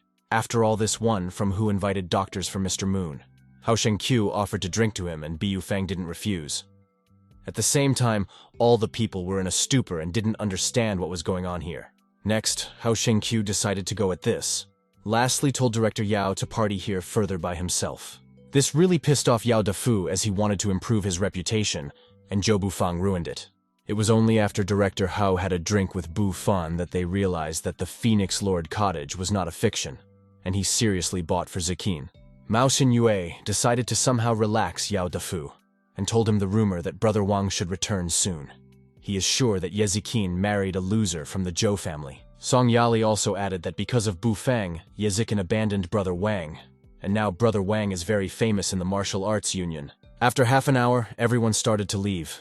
Then Zi Qin decided to give Bu Fang a ride home, but Chen Min went and decided to take a cab. After that, she asked him to wait to pick up the car. Chen Min had a conversation to Bu Fang and it was just the right moment. She doesn't know how he could have a Datong Club VIP card, and she doesn't understand why Director Hu decided to drink to him. But she knows one thing for sure, and that is that Zi Qin doesn't like him at all. But Bu Fang didn't care. Then Chen Min started to explain that she and Zi Qin were only together because of the pressure from her family. He knew it, and realized he had broken her heart by disappointing her many times. But now he would never hurt her again. He would try so hard that she would be admired by all as the daughter of the emperor. Chen Ming was even surprised at how cocky he was. Their conversation was interrupted by Zi Qin, who had already pulled up behind Bu Fan. When they left, Chen Ming only had one question. Can he really do it? When she got home, she immediately ran to the nightstand. She decides to go ahead and check out the very key to the cottage that he won't tell her directly after all. After that, she went by car late at night to the cottage. When she pulled up to the grounds of the Phoenix Lord cottage, she was immediately stopped by the guard at the entrance. She showed him the key with the gold card and told him that she was the mistress here now. While the guard was looking at the key, the receptionist approached him. When the receptionist also decided to look at this key, he realized that the new mistress of the cottage, Lord of the Phoenix, was sitting in the car in front of him. He then leaned over and congratulated her on her purchase and apologized for holding her up. The guard asked the receptionist why so ceremonious even it is the hostess. Then the receptionist said that the Phoenix Lord was Chu Tianye's verse. Then he gave it to an important person. When Zi Qin entered the cottage grounds, she was very surprised that Bu Fang told the truth and didn't deceive her. A week later, Bu Fang decided to go to the dormitory, specifically room 309. A week of hard work has yielded some results. Chen Qingnai and Luo Geiyue immediately ran up to him and asked what instructions I would be giving. In fact, Bu Fang just wanted to take a shower and also wanted to know what new things had happened at the university recently. They started with the best part. Since he's been away for a week, they call him Don Juan. Now the whole university is talking about his relationship with Lun Gaiyue. And Lun Gaiyue had already come to their room several times to see him. And Yan Chunyi's handler was also looking for him, because he's been gone for a week. Suddenly, after saying that, Yan Chunyi walked into the room. She was still looking for Bu Fan, and this time, she was lucky. Bu Fan thought some simpleton was looking for him to scandalize, and decided to go out to chase him away. But the one in front turned out to be the handler, and he was also pantsless. Yan Chunyi immediately closed her eyes and ordered him to get dressed immediately. Bu Fang started yelling for those two to quickly find his clothes. After a few seconds of rummaging through the nightstands, they did find his clothes, and when he finally got dressed, he was ready to talk to her. He asked her to knock next time, because it was a men's dormitory. The two in the room began to talk over the handler about how young she was. Yan Chunyi heard them discussing her, and chased them out of the room to talk to Bu Fan personally. Then she asked him why he didn't go to university, and whether he was going to study there at all. Bu Fang replied that of course he would go and continue studying, but there were just some difficulties. Yan Chunyi then asked what exactly his difficulties were. But since he didn't want to tell her the truth, he kept silent. Yan Chunyi then warned him that if he didn't improve his attitude towards his studies and continued like this, she would contact his parents. Bu Fang tensed up a little. After all, if his mom found out that he was skipping class, she wouldn't be happy at all. So he thought of nothing better than to offer his help, to keep the matter quiet somehow and call his parents. Next week is the university's anniversary, and their group has to prepare a number, so the assignments are just like for it.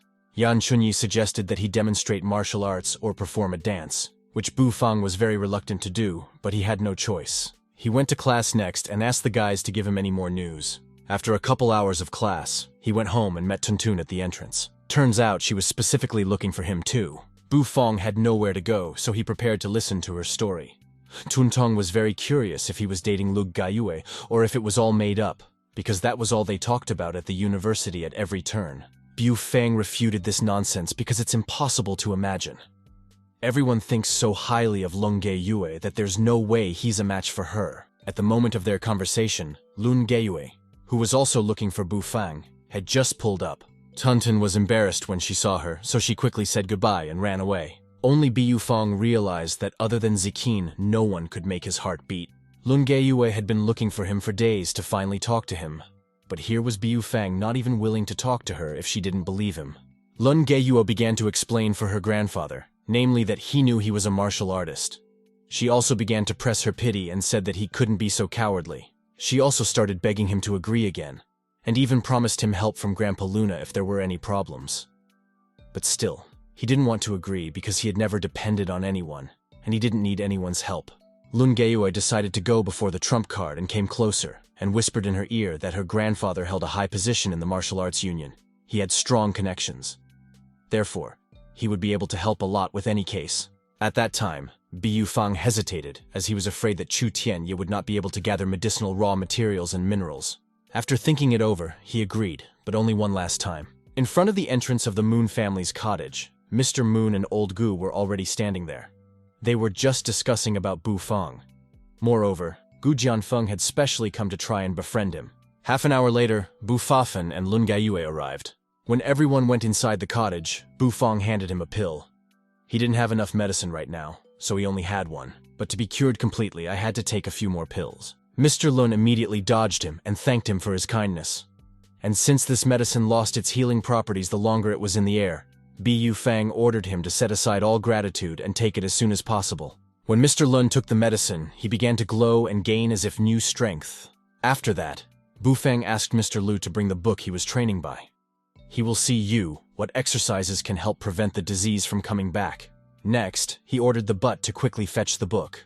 Mr. Lun once again thanked Bu Fan for being so helpful, and also asked to contact him if there are any problems. And it just so happens he had one request. He needed some medicinal raw materials that couldn't be found in ordinary places. And he handed him a scroll with the names of the medicines. Mr. Lun opened the scroll and promised to do his best to help him and find everything he needed. A few minutes later, Lun Geiyue came with the book. She also warned that the book was very rare and valuable. Bu Fang asked for another pencil, after which he started marking something in the book. Lun Geiyue saw Bu Fang scribbling a lot. She reminded him that this was a family book, and it was very rare. But Mr. Lun calmed her down, telling her not to worry because he knew what he was doing. After a couple of minutes, he returned the book and said to practice following his corrections, because it would be better for your health. And when they asked him what exactly he was fixing, he said, "Just try doing these exercises, and he'll figure it out for himself." Mr. Lun listened to him and repeated the movements in the book. After that, Mr. Lun began to feel a surge of strength, and the discomfort he had before was gone. He was very grateful for his correction. Master didn't even know how to thank him for all his kindness to the Lun family. Gu Jianfeng saw that his martial prowess had already reached perfection. Therefore, he decided to ask him to join the Martial Arts Alliance, to which he refused.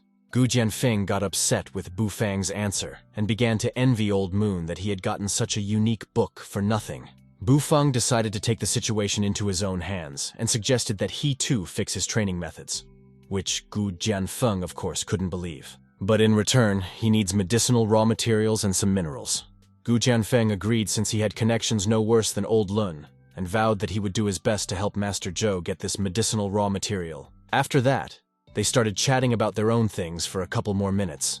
But Lun Ge, who had been standing by her side the whole time, was upset that everything was just for her own benefit. Half an hour later, when they agreed, Lun Geiyue kindly agreed to give Bu Fang a ride to the university. From the entrance from the university, he went straight to the entrance of the celebration hall. It was that Jinling University's anniversary celebration. His handler, Yan Chunyi, was also already standing at the entrance and started yelling at him, demanding an explanation as to where he was prancing around. He didn't even know how to explain to her where he was, basically the same as last time. Yan Chunyi asked him why he was hanging around if the celebration was about to start. Bu Fang had completely forgotten that the celebration was exactly today. In this way, he pissed Yan Chunyi off and she started yelling at him very loudly. All the road guests didn't understand what had happened and what had made Yan Chunyi so angry. And there from the guests were Zhang Tuntong, Teacher Liu, Song Zhenliang, Liu Qingshu. Yan Chunyi asked Teacher Liu not to interfere in her affairs. Teacher Liu only laughed at her answer since only one person from her group would be performing the number, and it was so sloppy. But to Yan Chunyi, that wasn't the most important thing. And the most important thing was quality, not quantity, which made Teacher Liu laugh even more. Teacher Liu asked not to make funny jokes like that anymore, and asked to look at Bu Fan, who looks ugly like that and is also dressed like that. That's why she advised not to let him on stage at all. Yan Chunyi defended Bu Fang and proposed a bet. It was to bet which group number would be better, and if Teacher Liu loses, she asked him to stay out of her sight. Which Lai Liu was not afraid of her and remembered that she had recently bought a Louis Vuitton handbag. So if Yan Chunyi loses, she will give her the handbag. Then they both agreed and separated, and it was evident in their eyes that they were both ready to kill each other, at least there. When the distinguished guests started to leave, then Yan Chunyi realized how bad things were, and that it was a waste to mess with her in the first place. She sat down on the floor and started thinking that she was stupid for giving in to her emotions. She realized that this time she was going to lose for sure, and that Louis Vuitton handbag cost her 2 months' salary. Bu Fang saw that Yan Chun was feeling very bad now and decided to ask how she was. In response, she said not to worry about her and better go prepare for the performance. Bu Fang realized that teacher Yan Chunyi knew perfectly well that he would win, but he still made the bet. Therefore, he decided not to disappoint her today. When Bu Fang went into the dressing room, he was greeted by Tun Tong. She didn't dare say hello to him in the presence of the teachers. Bu Fang decided to praise her for being so beautiful for today. She even got a little embarrassed. At this time, Song Zhenliang, who was also looking for Bu Fang, still entered the dressing room. Tun Tong decided to introduce him by saying that his name was Song Zhenliang and he was her classmate, after which they shook each other's hand. At that, Song Zhenliang wanted to crush his hand and make him embarrass himself in front of Tong Tong. Even though Song Zhenliang started to squeeze his hand hard, but nothing happened. Only he tensed up. Bu Fang immediately realized that he wanted to scare him this way. Tun Tong asked why they were shaking hands for so long. Song Zhenliang quickly hid his hand behind him as it turned red. Song Zhenliang didn't understand why the hell Bu Fang was so strong. The performances were about to start, so Tun Tun offered to help him clean up. At this time, Song Zhenliang was approached by Liu Qingshu, who decided to help him pack. This really pissed off Song Zhenliang, and he said to get behind him altogether. Song Zhenliang decided to wait for Tun Tong to both finish and help him. This also made Liu Qingshu very angry, and she decided to embarrass Tun Tong in front of all the students and teachers at the university. She'd arranged for a guy to remove the Tun Tun music for money, of course. Now we could wait for her to fail miserably on stage. A few minutes later, the university festivities had already finally begun. The most important people sat right at the center. It was the rector of the university, and Jiang Beiya. The rector was happy that union leader Jiang had agreed to participate in the graduation ceremony this time. It was a very big honor for all the students. Jiang Beiya didn't mind returning to his home university where he used to study. In general, the head of the union, the ex officio address, and the person holding the highest and most responsible position in the union, martial arts. Meanwhile, Tun Tun's number was already approaching. Suddenly, Bu Fang heard shouting, and when he turned around, he saw Tun Tong asking for something from a guy, so he decided to go there and check it out. Tun Tun asked to try again to load her music since her number was about to start. The guy could have done it, but he wanted her to kiss him. It was understandable since he had already been paid for it, so he made up all sorts of nonsense. Tun Tun began to cry because she didn't expect him to be so unscrupulous. This guy was also outraged that she couldn't just kiss him. That's when Bu Fang came into the room and smacked him right against the keyboard. Bu Fang ordered him to apologize to Tun Tong immediately. The one just started yelling at him and telling him to let him go. This answer didn't please Bu Fang, so he began to extinguish it with his hands. 3 minutes later, covered in bruises, he began to apologize to Tun Tun. After apologizing, he quickly ordered that the minus track for Tun Tun be uploaded afresh, but there was no way he could do it in time. And then he told me that Liu Qingshu had deleted the music, and it would take at least 2 hours to upload it again. Meanwhile, it had already been announced that Zhang Tuntong and her song would now take the stage. Then she cried even more and asked Bu Fan for help as well.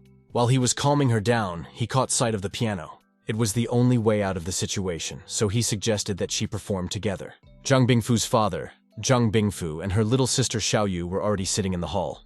Liu Qingshu was also looking forward to this performance. She wanted to see Tuntong embarrass the entire university without any musical accompaniment. When Tuntong took the stage, she also asked for a round of applause for her accompanist Bu Fan. Liu Qingshu was in a stupor and didn't understand where she got this accompanist from. Yan Chunyi was also surprised when he entered the stage, for she didn't even know that Bu Fang could play the piano.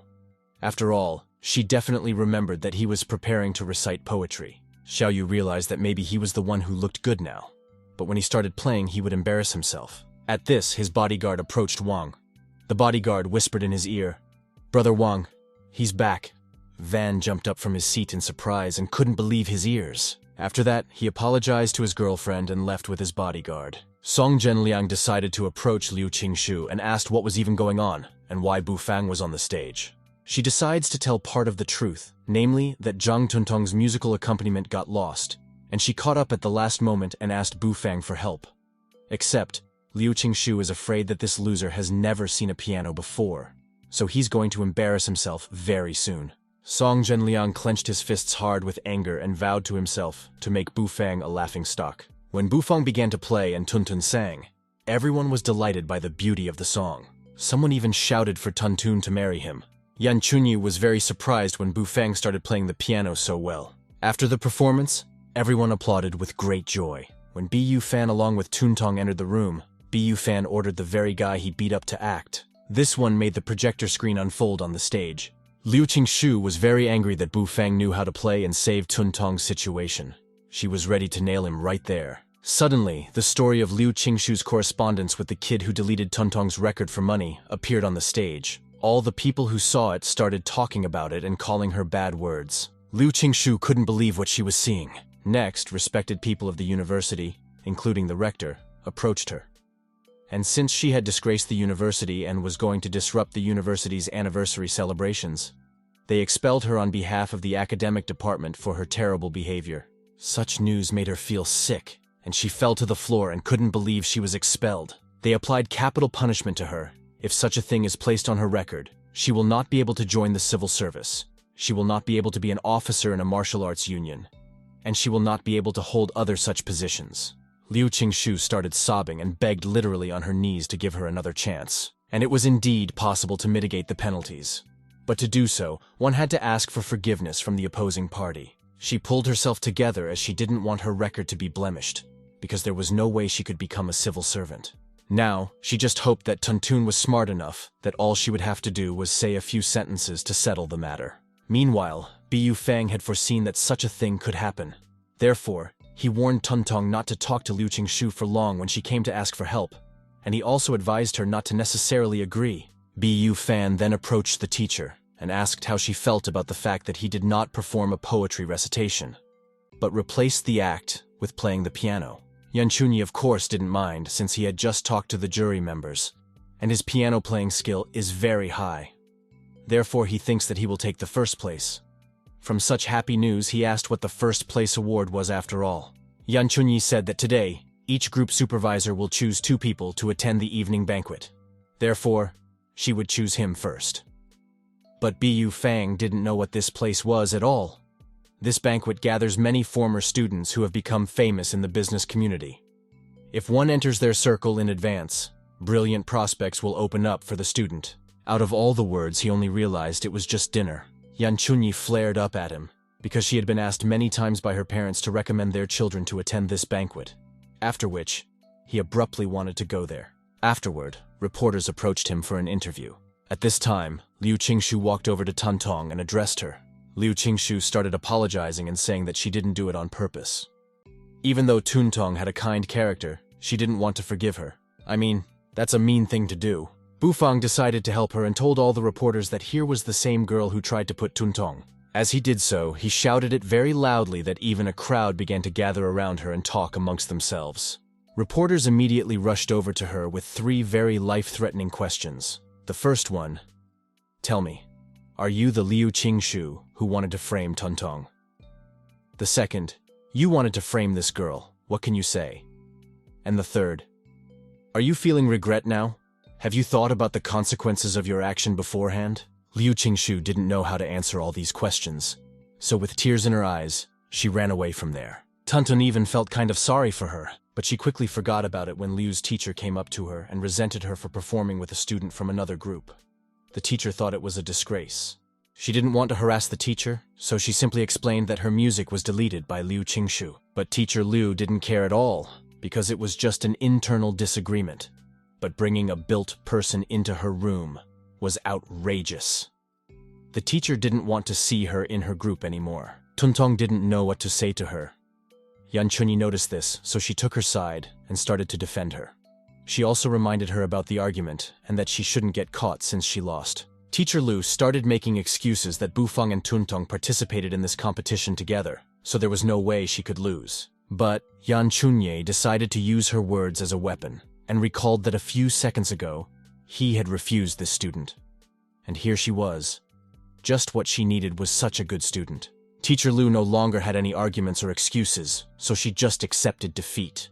After that, Bufang and Tuntong went to that very evening dinner. Tuntong was glad that he was also participating in the evening banquet. She was just about to introduce him to her parents. Bufang tensed up a bit, as he didn't want to meet her parents. Tuntong didn't want to listen to him either. After all, he had saved her back then, and her parents want to thank him personally. Therefore, she didn't take no for an answer. Xiaoyu was also there along with her parents. The whole family resented the fact that she was walking around with Bufan. Tuntun didn't even want to listen to them because she knew that Bufan had saved her more than once and her opinion wouldn't change. Then Zhang Bingfu's father came closer to him and told him to stay away from her daughter, as well as away from Tuntong. Tuntun realized where this whole situation was going, so she took him under her arm and got out of there. She decided to introduce him to her parents. Father Tuntun shook his hand and expressed his personal thanks for saving his daughter. Tuntun's mom decided to ask him what he would do when he graduated from university. Bufang hadn't thought that far yet, since he was living one day at a time and wouldn't quite need to work. So he replied that he hadn't looked that far yet. His father suggested that Bufang join a martial arts union or go into business, which he could be of great help with. Bufang was grateful, but he didn't want to join the martial arts union. However, he was happy to talk to his father, as he didn't look down on him at all and suddenly decided to help him. In any case, his offer remained, and he could turn at any time. But in the meantime, he decided to take Tuntun away for a while to introduce her to a few people. When they moved away from Bufang, Tuntun's mom was glad that Bufang was so polite, even though he wasn't from high society. But his father wanted to persuade him to join the martial arts union, and then if Tuntun was with him, no one would judge her. Tuntun blushed at what her parents said. In addition, her father said not to be embarrassed because it is normal to get married when a girl grows up. And Bufan was thinking about how to choose a time to explain himself to Tuntnu, as he didn't want to mess with the girl's head. In the meantime, he decided to forget all about it and just have a good meal. As he was eating, Song Zhenliang came up to him and started laughing at him like a redneck. After all, everyone who came to such a place is trying to make acquaintances, but he only knows how to eat. Next, Song Zhenliang was approached by his father, Song Bingcheng, who assumed that he was the very Bufang he was talking about. Song Zhenliang confirmed with great anger that he was the one who had stolen Tuntong from her. Song Bingcheng decided to join the conversation and threatened Bufang not to go near Tuntong from tomorrow since she belonged to her son. Only Bufang didn't care about them. After that, Song Bingcheng himself came to him and told him to leave Tuntong nicely, as he was no match for them, and all his hopes were in vain. But Bufang stood there as if nothing had happened and continued eating. Suddenly, Tuntong and her family came up to him. Tuntong heard what was said about her and ordered Song Zhenliang not to talk to Bufang like that. Tuntong's father, Bingye, decided to join the conversation. He asked Sun Bingcheng why he cared who his daughter was talking to. Song Bingcheng only told him to keep quiet, as he had heard that their company was going to explore Africa and threatened to go there if he interfered in their affairs. Bingye wanted to say many bad words to him, but his wife stopped him in time. She asked him not to give in to his emotions because he was his boss after all. When he saw the opportunity to grab his wealth, Zhang Bingfu and his daughter Xiaoyu entered the conversation. He asked Director Song not to stoop to arguing with his brother, and asked to take a better look at their Xiaoyu, for they were even the same height as Zhenliang. Sun Bingcheng answered for his son that he was not interested in her. However, she was interesting to him. Zhang Bingfu did not know how to act and could not answer anything. His wife, on the other hand, added that Mr. Song should do as he saw fit and do as he pleased. But Song Bingcheng only laughed at them, and also praised them for being reliable people, and told them to set an example for their younger brother, or he would accidentally get into trouble. And here was Bingye not understanding how one could be so unscrupulous, and asked how he could throw his own daughter into the jaws of this tiger. Then Song Bingcheng took Xiaoyu by the hand and went somewhere together. And her father shouted to her not to be afraid of anything, as she would not need anything later. Bingyi started yelling at her brother why he did that to Xiaoyu. Zhang Bingfu's wife, on the other hand, said to keep quiet, as their daughter was liked by Mr. Sun, and she would still enter the Sun family after all. After that, Zhang Bingfu himself calmed down, and told him not to tell him as he cared about his daughter's future. He also reminded him that his daughter Tuntong was dating loser Bufang. Binye came closer to Bufanui and told him not to take it personally, as he thought the children should decide who they wanted to live with. He also said he would not interfere with them in any way, but Tuntun's mother was more worried about her husband, as he threatened to send him to Africa. but Binyé didn't care about that. The main thing for him was that his daughter should be happy. Afterward, Union leader Jiang Beiya came to the banquet. The wife suggested that her husband talk to the Union leader Jiang, except there was the problem that he had seen him all once and had most likely forgotten him. But Zhang Bingfu decided to approach Song Bingcheng and asked if he was really on good terms with Union leader Jiang. Song Bingcheng explained to him that he was the leader's confidant. He should be getting promotions soon, and then he would be good at his job. Song Bingcheng understood what this whole conversation was about and told him to calm down, for he would not forget about him. Meanwhile, his son Song Jinliang kept waiting for the time to get Zhang Tongtong and destroy Bufang at the same time. As soon as Zhang Beiya walked inside this banquet, he immediately started being given a bunch of business cards. Zhang Beiya started to look around and met the gaze of an interesting person.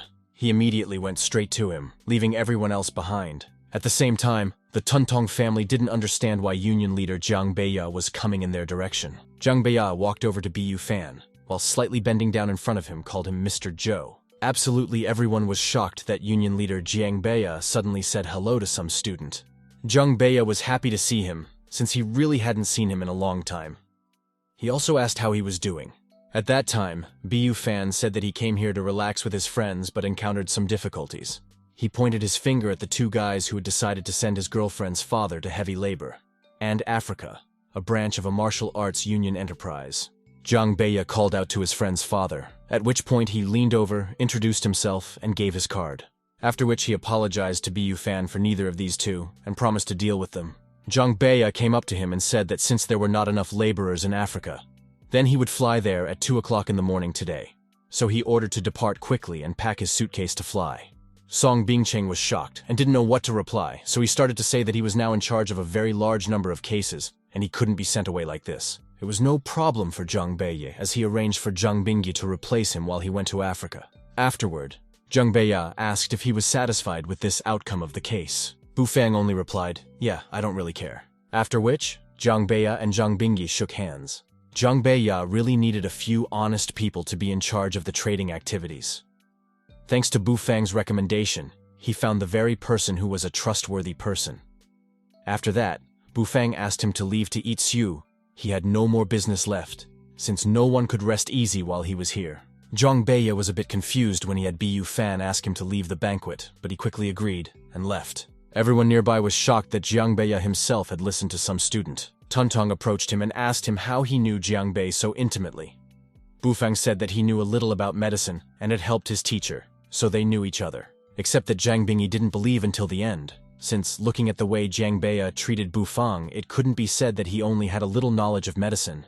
Seeing that Sun Bincheng's affairs were very bad, Zhang Bingfu made his daughter immediately go to Bufang. Except there was a problem. Xiao Yu revealed that she had recently insulted him, so they were in a bad relationship. Zhang Bingfu immediately began to get angry and yell at her as he was missing the chance to get rich and become a more respected person.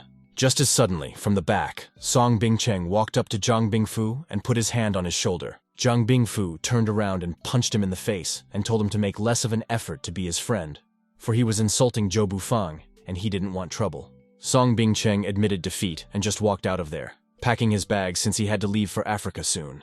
Although his son was not happy, there was nothing he could do. After a few seconds, a crowd started to gather near Bufang and wanted to give him business cards, since the Khan asked Jiang Bei to leave. Everyone thought that Nenzhou had more power, and so they went to him. Bufang made up a stupid excuse that his wife was calling him home to wash his clothes, and within seconds he ran away. Meanwhile, in the Brave of Jinzhou Club, Brother Wang was relaxing. Also, his friend, Shui Dao, who was very happy to be greeted with a top-class welcome. Except that Brother Wang wasn't happy with this lowlife, because if it wasn't for the argument with this Zhou Bufan, he wouldn't have invited him to this cool club. Brother Wang kindly decided to ask Shui Dao if he had helped Jin Chezai return to the country. Shi Dao laughed, because if he undertook the task of bringing a person from abroad, then it would definitely be accomplished. Wang was glad. After all, Wu Chizen Chezai was a black belt in Taekwondo. He should definitely not have a problem with Bufang. A few minutes later, Wang's servant came running in, informing him that Jin Chezai had arrived. When Jin Chezai approached Brother Wang, he was so excited to see him that he began to hug him to the point of pain. After the hug, Brother Wang asked for a little business. But not even a second later, Jin Chezai had already switched to the girls. Brother Wang revealed that he was required to defeat one person with a black belt in Taekwondo, which made Jin Chazai laugh as this matter was not his level. But Wang also added that if he settled the matter, he would immediately transfer 200,000 to his account. After hearing the amount, Jin Chazai immediately put the girl aside and began to listen to him attentively. The most important thing for Wang was for him to deal with Bu Fan, after which he would pay 200,000 and these two beauties. Shuidao overheard their conversation and wanted to work at such a job, as earning 200,000 for dealing with one person is a very cool offer. So he approached Wang and offered to help him for $200,000. Wang thought he was joking at first, because he didn't believe in his ability. Shuidao assured him that he did not eat bread for nothing, and he could settle any case instead of this greedy foreigner. Jin Chazai was so furious that he ran up to Shuidao and hit him in the face with his fist, sending him flying into the wall with great speed.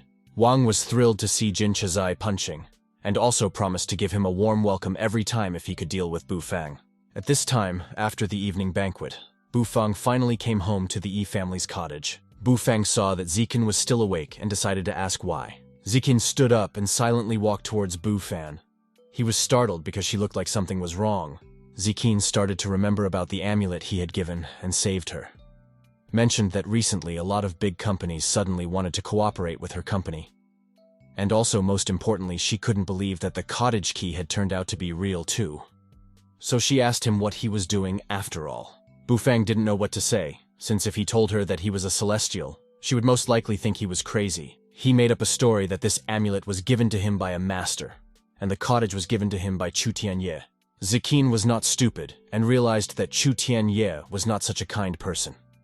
Since he gave him the cottage as a gift, he must want to get something more from him.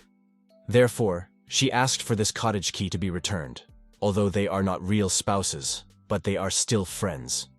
Therefore, Zi Qin asked, at least in a friendly manner, that he stop fighting with Chu Tianye. After which, she went to sleep. Although Bu Fan was not pleased to hear all this, but his most important task was to produce an elixir as soon as possible to regain his strength. The next morning, Bu Fang was awakened by a phone call from Yixuan. Bu Fang was not happy to be woken up, so he asked him why he called him. He said that Yun Shuangshuang's cousin Yun Shuangshuang has a martial arts center in Xinzhou. They teach ancient martial arts. T suggested him to take a look at it. Bu Fang was excited, as ancient martial arts impressed him. Such a base offered great advantages. He just wanted to look into it. So he got out of bed and started dressing quickly, while telling Yixuan that he would be at his place soon as he sent the address. When he arrived at the place, he was met by Yixuan with his girlfriend Shuang, and he also brought with him two friends, Jing Yi as well as Chen Hu. Except that Yixuan's friends weren't thrilled, as Jing Yi thought there would be a senior, and Chen Hu thought there would be a girl. Yixuan blushed slightly and apologized to Bu Fan. But Bu Fang was already used to being despised and disliked, so he changed the topic to the Dragon and Tiger Martial Arts Center. After all, that was what they had all gathered for. When he went inside, he saw people who were already practicing. Next, Shan ran up to her little sister and introduced her to everyone as Chen Min. When Bu Fang and Chen Ming met each other's gaze, they both tensed up slightly. After which Chen Min offered to pass on. Chen Min was very worried since she knew that Zi Qin didn't want other people to know about her connection with Bu Fang. So they came up with the idea of making what doesn't know, but also hoped that he would show understanding. Chen Hu was once again unsatisfied as for him. Ancient martial arts existed in chivalric novels, except now it was just a show-off. Everyone who was practicing heard this and started getting really mad at him and trying to scare him. Chen Hu was not afraid, and he went on to express his opinion that standing all day long in a stance was not even close to foreign fights without rules. Yixuan and Shuangshan asked him to calm down and not create difficulties, as they had decided to come here to have fun. Chen Hu didn't understand why they were attacking him like this, as he had just told the truth. Meanwhile, Chen Min's father, namely Old Man Chen Lunhu, came out to them. Chen bent down in front of Old Man Lunhu and hoped to hear guidance from the elder. Old Man Lunhu began to tell me that ancient martial arts allow you to perfect your skills, and even chop a stone with your hand like water. After which, Old Man Lunhu slapped his hand on the stone that stood nearby with great speed. When the saw sat down, everyone could see the clear indentation of his palm in the stone. Everyone stood with open mouths. Even Bu Fang was interested. The old man explained that a person trained in martial arts firmly knows that he can surpass others. He then asked them to continue having fun, Chen Min heard her father and invited everyone to the inner courtyard for tea. While she was speaking, Chen Hu approached Master Lun Hu and asked to be accepted into the martial arts center and to be personally trained by him. Everyone was shocked at Chen Hu's insolence after all. A few minutes ago, he had been speaking contemptuously about ancient martial arts. Not only that, old man Lun Hu is only training 2 people personally out of a very large group of people. The old man was a little surprised too, and was not against him coming to the martial arts center for classes. But he wanted to be his teacher because he didn't have the skills for it. After that, the old man walked towards Bu Fang. Starkey Lungu asked Bu Fang if he wanted to join the martial arts center and become his personal disciple. Chen Min was shocked at her father's choice. All the fighters who were there were also stunned and couldn't believe their ears. After all, they knew that Master Lungu had not taken on a disciple for over 10 years. And if one became his apprentice, then one could at least become a bodyguard of some important shiksha or celebrity. Bu Fang apologized to him and refused, as he is very busy with his studies and just doesn't have time to come to the martial arts center to train. After he refused, the fighters started a little fighter Bu Fan, since he did not accept the invitation of old man Lungu himself. Chen Min also did not understand what his father saw in Bu Fang that he volunteered and offered to be his disciple. The old man couldn't force him, so he respected his choice. However, he seemed interested in ancient martial arts, so he invited him to just come to the martial arts center. Afterward, Bu Fan thanked him, and then old man Lungu asked them to continue having fun. Chen Hu was furious because he couldn't surpass Bu Fang and it pissed him off. Meanwhile, Zi Qin was running to work as she was late for a meeting. While crossing the road, some guy jumped out and stole her purse. When the boy grabbed the bag, Zi Qin stumbled and fell to the floor. She was very angry because she had a lot of important papers in that bag. But out of nowhere, a guy ran out and kicked the robber. The robber from such a powerful blow fell down, and the purse accordingly also. The robber didn't bother to clarify matters and just ran away. Afterwards, the guy who saved Zi Qin took the purse and gave it to her. He also offered to help heal the wounds that resulted from the fall. Zi Qin was a little confused when he offered to help, but she refused. After which, he actually decided to introduce himself that his name was Duan Shenhe. Zi Qin also introduced herself and gave him her company card. Since she has urgent business at the company, she even gave him a business card with all her contact details. Duan Shenhe began to smile evilly, as he realized that Ye Zi Qin was the boss of a big company. If he picked her up, then it would be possible to not bother for a lot of children afterwards. After which, Duan Shenhe went to the alley to the robber, but he was actually his man. Duan Shenhe gave him 5,000 and ordered him to disappear from his eyes. He must return to the Dragon and Tiger Martial Arts Center sooner rather than later, for his little sister mentor is already waiting for him. Meanwhile, Bu Fang and his friends were walking around at the Dragon and Tiger Martial Arts Center, and half an hour later, Duan Shenhe arrived there. Shuang Shuang was excited about Duan Shen. After all, her sister had told her a lot about him. Once she saw him today, she immediately realized that he was indeed a gifted person. All the fighters were also thrilled with him. But Bu Fang didn't understand why everyone was hanging around him, because he didn't have any outstanding strength, he was just showing off. Next, Chen Ming began to introduce everyone in front of Duan Shen. While she was presenting, Bu Fang received a phone call from Chu Tianye. He asked Tianye to send people to discreetly watch Zi Qin to help him protect her. So if he's calling, it's something serious. That's why he moved away so no one would overhear him. When Duan Shenhe, who was Bu Fang, Chen Min told him that he was a loser, and also the husband of Zi Qin, who hangs around all day doing nothing.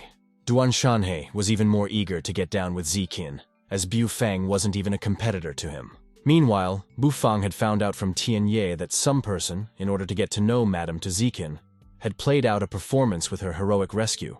And also Tianye learned that this person's name was Duan Shenhe, and he was a mentor at the Dragon and Tiger Martial Arts Center. Bu Fang was furious when he heard that bastard's name. Now he decided to simply destroy Gio. When Bu Fang started to return to the group, unexpectedly, the Dragon and Tiger Martial Arts Center received a visit from the Long Drink Taekwondo Martial Arts Center, who were looking for old man Lun Hu. Chen Min was wary since they are not friends with the Longwei Martial Arts Center. But Duan Shenhe reassured her and told her to follow him. Many fighters came from their side, but the most important one there was Li Busheng. And also everyone respected Jin Chazai for his powerful strength. Bu Fang was surprised as he sensed that this Li Busheng Ude was using dark energy. In this way, he is doing a good job of disguising his real strength. Duan Shenhe began to dialogue with them, and asked what business they had come here for in the first place. Li Busheng had long wanted to get to know the Lun Hu streamer. and he had come to visit today specifically for this purpose, and he hoped that everyone could carry out an exchange of experiences. But everyone was well aware that he had just come to undermine their business and reputation. So Duan Shanhe gave him the conditions that if he wanted to see Old Man Lunhu, he had to defeat him in a duel first. Everyone was in awe of Duan Shanhe's bravery, and the girls were in love with him. Except Bu Fan didn't like this idea of holding a competition, so he told Yixuan to stand back. The crowd immediately started calling Bu Fan a coward, but someone in the crowd shouted for them to calm down because the mentor was here, and there was nothing to be afraid of. But Bu Fan saw that this Duan Shanhe was not that strong. Therefore, he understood why he would smugly provoke others. Duan Shanhe decided to get down to business, and invited 3 people at once.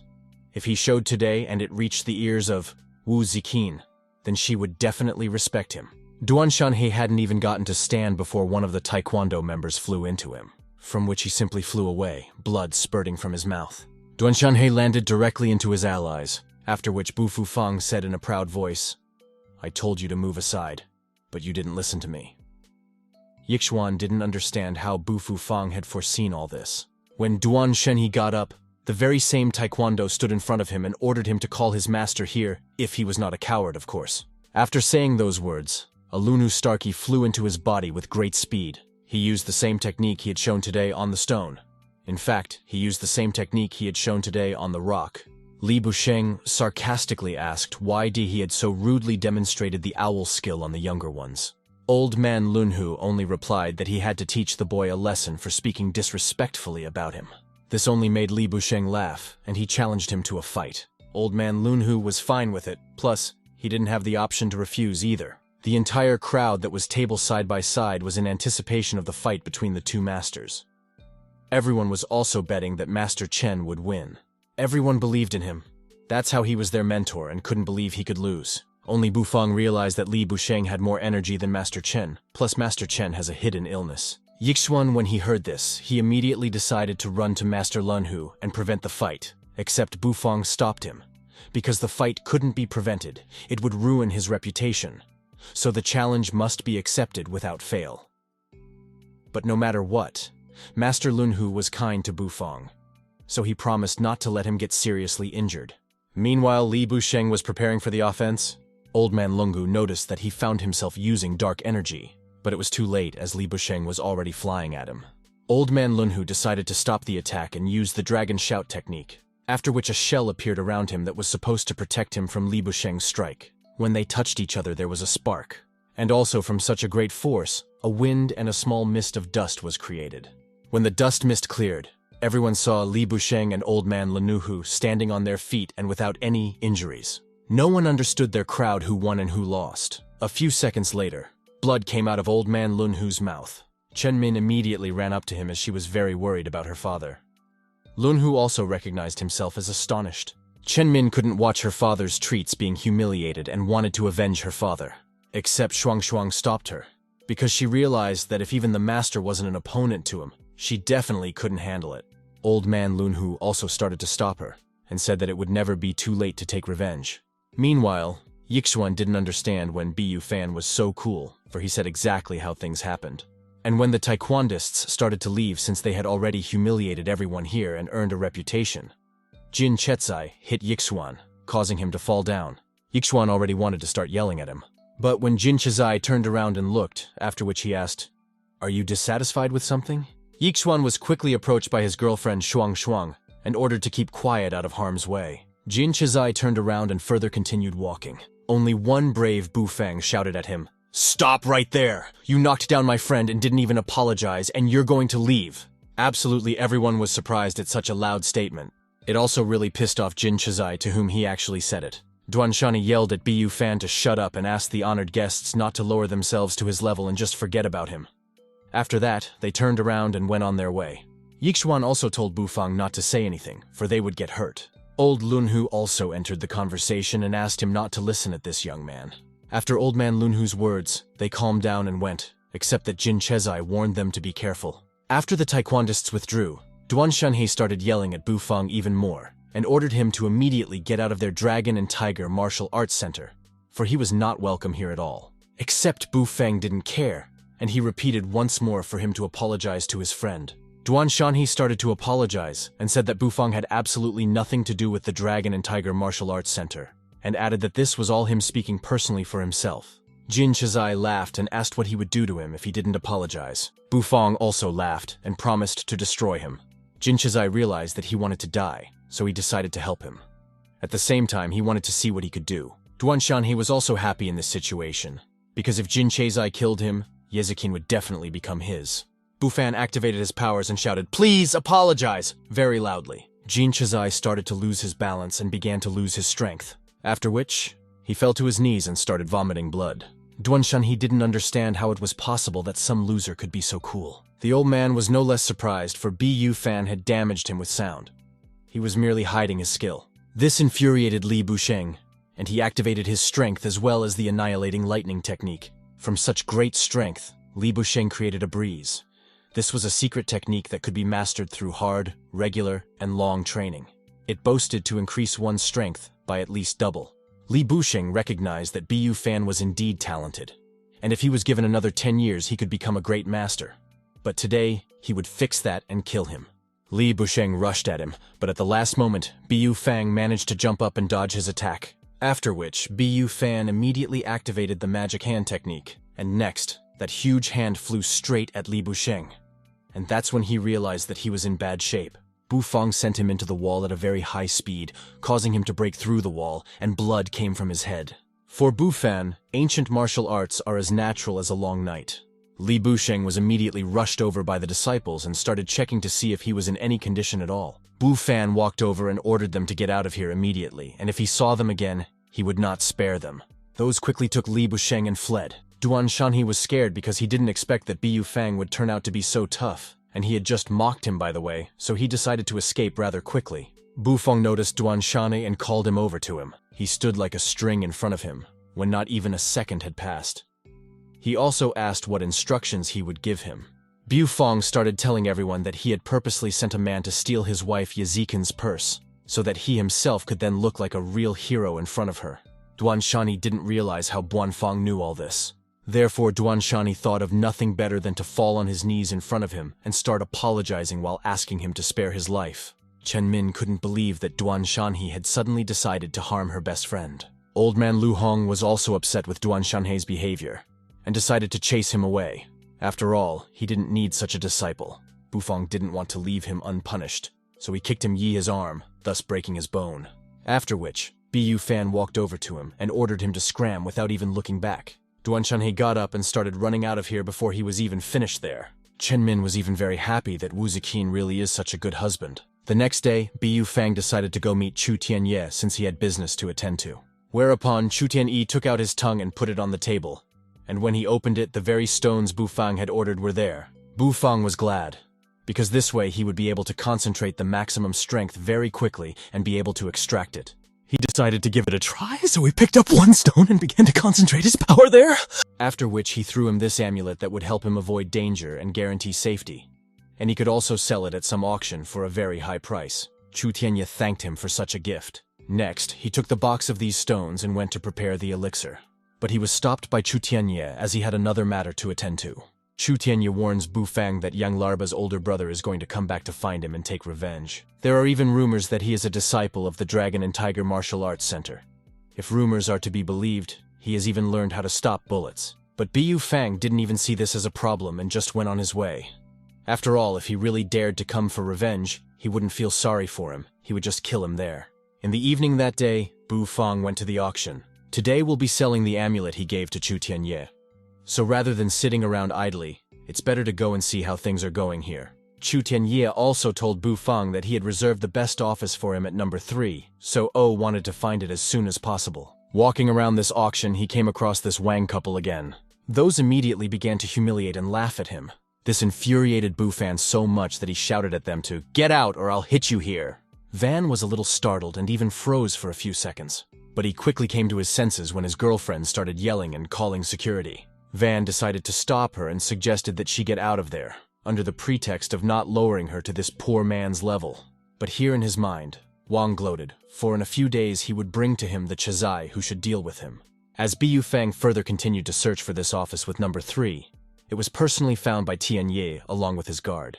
Chu Tianye asked to pass, and the office since the auction was about to start. When Bufang sat down in his seat, he was a little upset, for in his eyes the high society was a different look. Chu Tianye let it be known that the very talisman made by him would be on sale in a moment. When everyone was shown these amulets, they were all shocked. Everyone immediately started asking what this trinket was.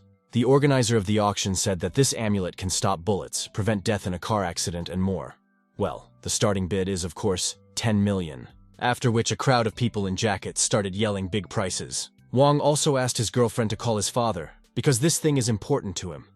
No matter how much it costs, he will not spare money for such a miracle. A few seconds later, the price had already reached 50 million. Shu Tianye was surprised at such prices after all, even from the annual income of 100 million.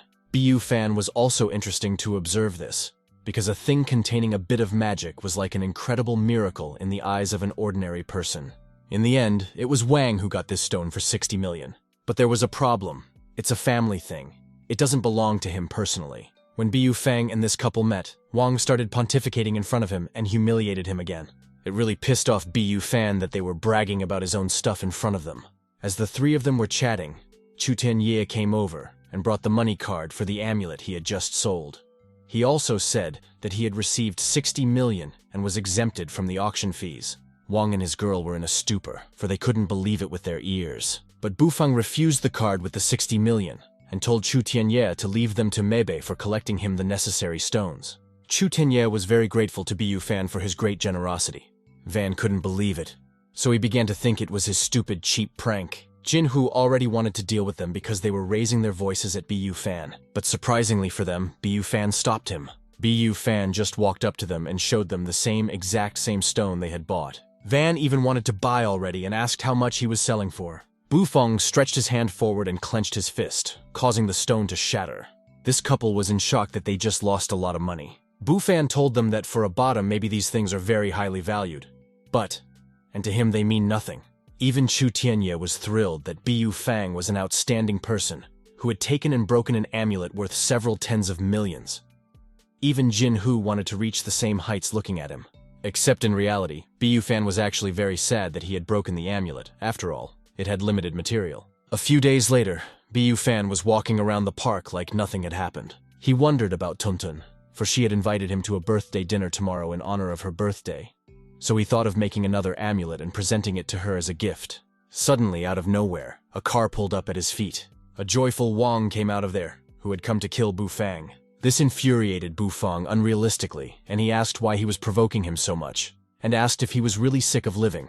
Wang only laughed, for this time he had specially invited the master to deal with him. He also added that he was a 9th Dan black belt, and this time he would definitely be finished. After which, Jin Chizai came out of the car who was ready to destroy all but a few respected martial artists. Bufang laughed and asked if he could beat him.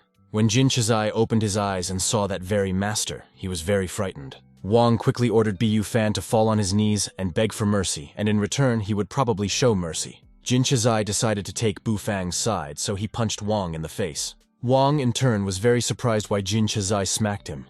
After all, they had agreed quite differently and asked why he hit him. Jin Chizai began to reject everything he said and said that it was all a fabrication about some kind of arrangement. He didn't want Bufang to know that he had come to trouble him. Otherwise, he would kill him right there on the spot. He in no way wanted to fight with Mr. Zhou again, as he didn't have the courage to teach him a lesson. Van was shocked at what he heard. He couldn't recover. Except Bu Fan didn't care about that play, as he's going to teach everyone here a lesson anyway. When Bufang started walking towards Jin Chizai, the latter fell to his knees and began to beg for forgiveness. Bu Fan just kicked Ugo in the chest, thus breaking his rib, and he flew right into the car. Jin Chizai was very hurt from such a blow, so he vowed to never come to this country again for anything. Wang was in a great panic, for if Bu Fang had incapacitated Jin Chizai with a single kick, he would clearly not be spared. After that, Bu Fan headed towards Wanu, saying that he had warned him. Wang began to take small steps away from him, and began to threaten in a trembling voice that his family would deal with him if he touched him.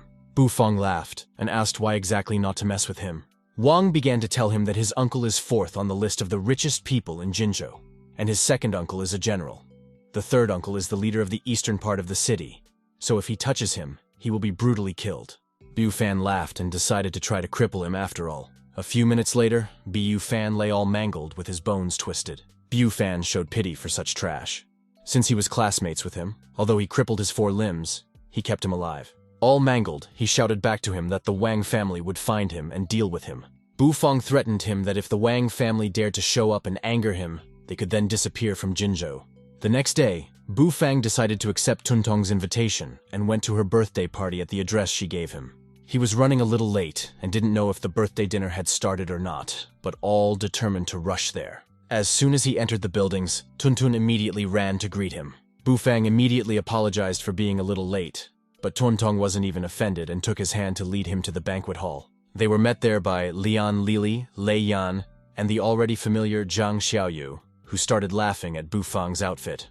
Lei Yan immediately started to humiliate him and call him a lowly Alphonse, because he had recently heard that Bu Feng had told Union leader Jiang that he was in a close relationship with Sis Lun. Tuntun sided with Bu Fan and asked him to shut up and that he shouldn't even dare to say such things about Bu Fan. Xiaoyu also added that he was only Lun Geiyue's toy and that he wasn't worthy of even standing with her. Also, Lei Yan noticed his surname Zhou. He didn't understand how a loser like him could carry such an important surname. After all, he had also recently heard that a gentleman surnamed Zhou had destroyed the power of influential people in the western part of the city. Lian Lili was in love with a type like the mysterious Mr. Zhou, because she had also heard that Zhou had held Chu Tianye up to control the western part of the city. Bu Feng was even surprised as he didn't expect that he had already become so famous. Suddenly, 2 people jumped into their conversation. It was Lei Yan's father, Lei Tianpeng, and also Lian Huaigu, Lian Lili's father. Those asked what they were talking about so loudly. Lian Lili and Lei Yan revealed that they were discussing whether classmate Tuntong could be the same legendary Mr. Zhou. When Tianpeng and Lian Huaigu took a closer look, they were shocked and stunned. They immediately ran to Bu Fan and started apologizing. Bu Fan asked who they were. They understood that Mr. Zhou was an important person and might have forgotten something. So they reminded him that they were the same people who, at Chu Tianye's reception, had seen his strength with their own eyes when he had destroyed Yang Laoba. When Lian Lili and Lei Yan realized that it was the same Mr. Zhou, they were dumbfounded. Xiaoyu fainted and realized that she was definitely finished now. Tuntun, on the other hand, guessed that brother Bu Feng was so cool. Bu Feng still didn't remember them, but still asked them not to make a fuss as he had come here to celebrate his birthday. Tianping and Lian Huaigu didn't want to upset him at all, and called their children out of there quickly. Lian Lili and Lei Yan also realized that what they did was very risky and dangerous. Therefore, they bent down in front of Bu Fan and apologized. But Bu Feng didn't need all that, as he had already seen their true colors. Bu Feng only took Tuntuna by the hand and headed away from there. Tianpeng and Lian Huaigu were very angry that their children had done such a shameless thing to Mr. Bu Fan. After that, they went to the banquet table, and Tuntong decided to call her father and mother, so she asked Bu Feng to wait there. Bu Feng didn't mind at all as there was a banquet table and he was very happy to eat. At this time, Wang Zi entered the banquet hall and shouted, "Who's here, Zhou Bu Feng? Come forward!" Bu Feng didn't realize at first who was looking for him and why. The crowd immediately started discussing this Wang Zi since there are rumors that he ran away and went into hiding because he almost killed a man. And now he started to compete with Bu Fan to get Tuntong. Bu Feng approached him and asked him what he wanted. Wang Zi immediately started yelling at him and threatening him to stay away from Tuntong or he would break his legs. Bu Feng laughed and decided to look at his strength after all. But their conversation was interrupted by Tuntun, who brought her father and mother. Wang Zi saw Tuntong walking towards him and immediately started telling her that he had come to visit her from another country as soon as he found out that today was her birthday. But it turns out Tuntong went to Bu Feng to ask if he was okay. Wang Zi was furious and started threatening him that she would kill him. Tuntun sided with Bu Feng again and asked him not to treat Bu Feng so cruelly. Tuntong's parents also asked Wang Zi to calm down in honor of Tuntong's birthday. Wang Zi decided to embarrass Bu Feng, so he asked what kind of present he had prepared for Tuntong's birthday. He realized that this beggar Bu Feng definitely didn't have the money to buy a present. In a moment, everyone would look at him with contempt, and he would return the favor to Tuntong. But to everyone's surprise, he replied that he had prepared a present. Tuntun immediately began to refuse the gift, and she was glad that he had come to the party himself. But in reality, she realized that Wang Zi's family was very rich, and Brother Bu Feng would most likely not be able to surpass him. Wang Zi decided not to wait and immediately opened the box that contained the jewelry gift for Tuntong. Everyone was shocked at how shiny this jewelry looked, so not only did it look at least $1 million, Wang Zi then asked Bu Fan to show his gift, and also joked that he probably borrowed it, and bought it from some shop for a few dozen yuan. Bu Fan decided to play his game after all, then took out a present from his pocket and handed it to Tuntong. Tuntong thanked him, and it didn't matter what kind of gift it was. She was happy about it anyway. Wang Zi was furious that he had any gift at all, and Tuntong thanked him. Wang Zi decided not to give up and asked him to open his gift and show everyone. Tuntong didn't want to open it because she realized that there was something out of the way that might make Bufang laugh, and she didn't want that. Bufang saw that she didn't want to open so he asked her not to worry and still do it. When she opened the box, there was an amulet exactly like the one that had sold at auction recently for 60 million yuan. Wang Zi laughed as he did not understand how he still had the nerve to bring this worthless pendant, which was worth no more than a few hundred in his opinion. But Father Tuntun began to suspect that this amulet that was auctioned off, and then Bufang confirmed that it was the exact same amulet, and the action of this pendant was exactly the same as the one sold at the auction. Wang Zi didn't believe it and didn't want to believe it, so he started shouting that this pendant was fake, and he himself was a loser who couldn't get his hands on such a valuable item. Tuntun asked him to shut up and not say such things about Bu Fan. This pissed Wang Zi off so much that he took out a knife from his pocket and decided to chop the fake pendant and destroy his reputation with one blow. From the impact, the amulet glowed with a very bright green light and also flung Wang Zi away. Even Tuntong was happy that Wang Zi got what he deserved. Afterwards, as if nothing had happened, Tuntun suggested that they go eat cake, to which Bu Fan of course agreed. Meanwhile, Wang Zi stood up and vowed to kill Bufang no matter what it cost him. After Bu Fan had eaten a lot, he decided to take a walk to let everything digest in his stomach. Suddenly he heard strange sounds that grew louder and louder. When he turned his head, he saw several bikes coming at him. Bufang quickly realized and jumped up, and 2 bikes hit a pole. Wang Zi emerged from the crowd of bikers and started making threats. Bufang wondered why he had absolutely no hatred for him. But here was Wang Zi being merciless towards him.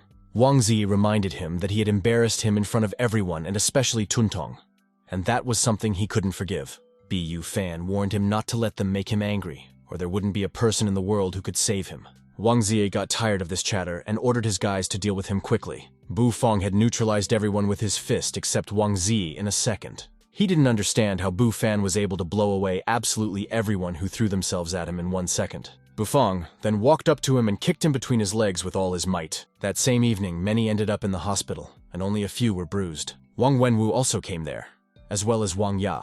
At the same time, the entire hospital staff discussed that the 3rd and 4th sons of the Wang family had been mutilated, and that the same person had done it. As soon as the doctor left the room, Wang Wenwu asked how his sons were and if Zi would be able to have children. The news was not good, as the left one might not be able to get out of bed for the rest of his life, and the right one might not be able to procreate at all. When the 2 of them entered the room, they saw a very deplorable situation. When Wang Wenwu saw them in such a state, he was very depressed and wanted to kill the one who had mutilated his sons as soon as possible. Therefore, Wang Wenwu ordered Wang Yai to release Pan Bingze. Wang Ya couldn't believe his words, as this was a ruthless killer, and it could become very dangerous. But here, Wang Wenwu realized that to deal with such a person, illegal methods were needed. He also wondered how this bastard Zhou Bufang would be able to hold out in the hands of this ruthless killer. A few days later, Wang Wenwu and Wang Ya were waiting for that ruthless assassin, Pan Bingze. Pan Bingze was late, and Wang Ya didn't understand why he hadn't come yet, since there shouldn't have been any problems in the prison. Wang Wenwu reassured him, saying that if their Wang family decided to free someone in Jinzhou, no one could stop them. After another 10 minutes, he finally showed up. As soon as Pan Bingze came closer, he thanked that they had shown mercy to him and set him free. Wang Wenwu decided to remind him right away. This time he had to expend a lot of effort before he managed to free him. Therefore, according to the agreement, he had to help him kill one person. Mr. Bingze reassured him, saying that he was true to his word, and now that he had freed him, he would do his best to help him kill the man, just as they had agreed 3 years ago. He also named a price of 100 million yuan.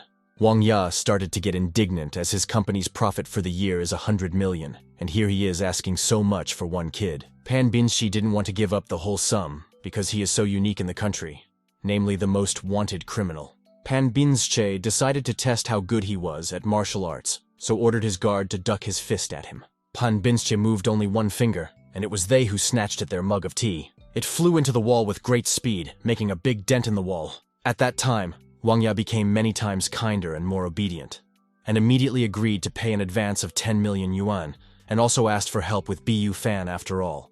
Mr. Binzai told them to relax, because killing people is his profession.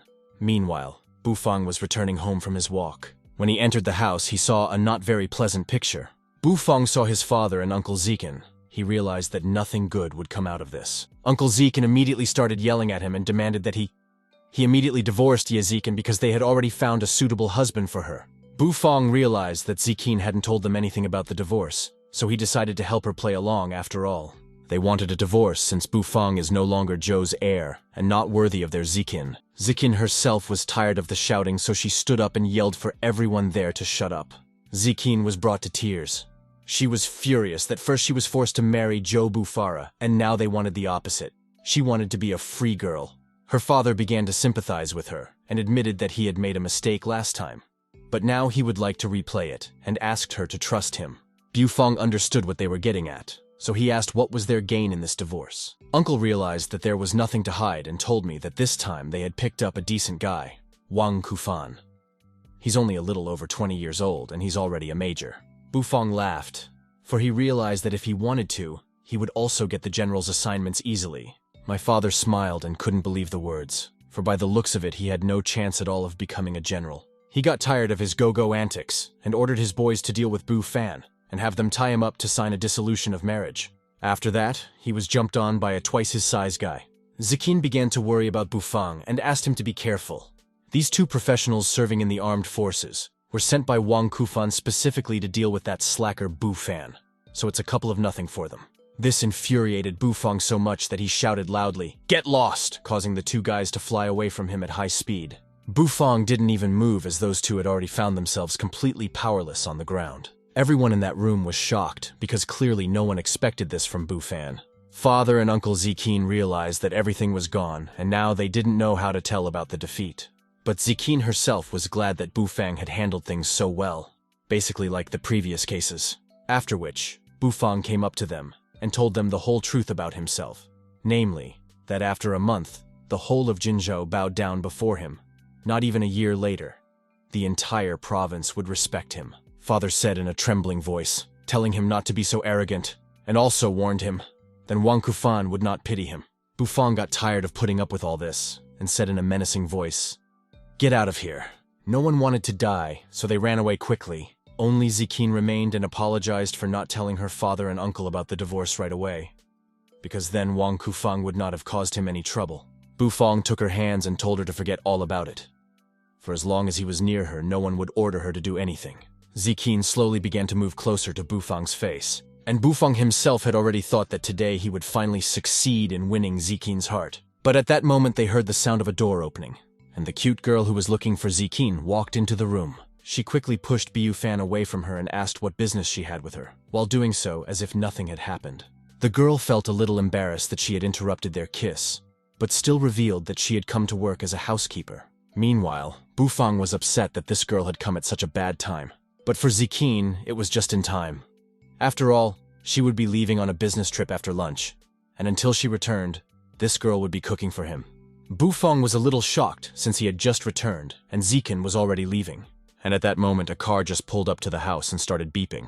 This was exactly Zi Qin's car with a personal driver. So she said goodbye to Bu Fan and went. He was frustrated, for there had just been hope of a relationship, and then it was gone.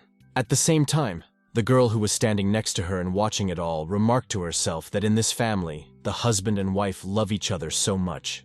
After Zi Qin got into the car, she asked the driver to drive her faster because she had a plane to catch soon. As they were driving on the highway, the silhouette of a man appeared abruptly in front of the car. It was Pan Bingxi's grandfather. The driver started to brake sharply, and Zi Qin tensed up very hard.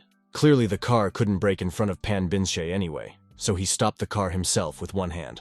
After which Pan Bingxi started shaking the car, and the driver and Zi Qin fell out of there, and then he threw that car to the side. The driver was terrified and frightened, so he quickly began to flee from the area.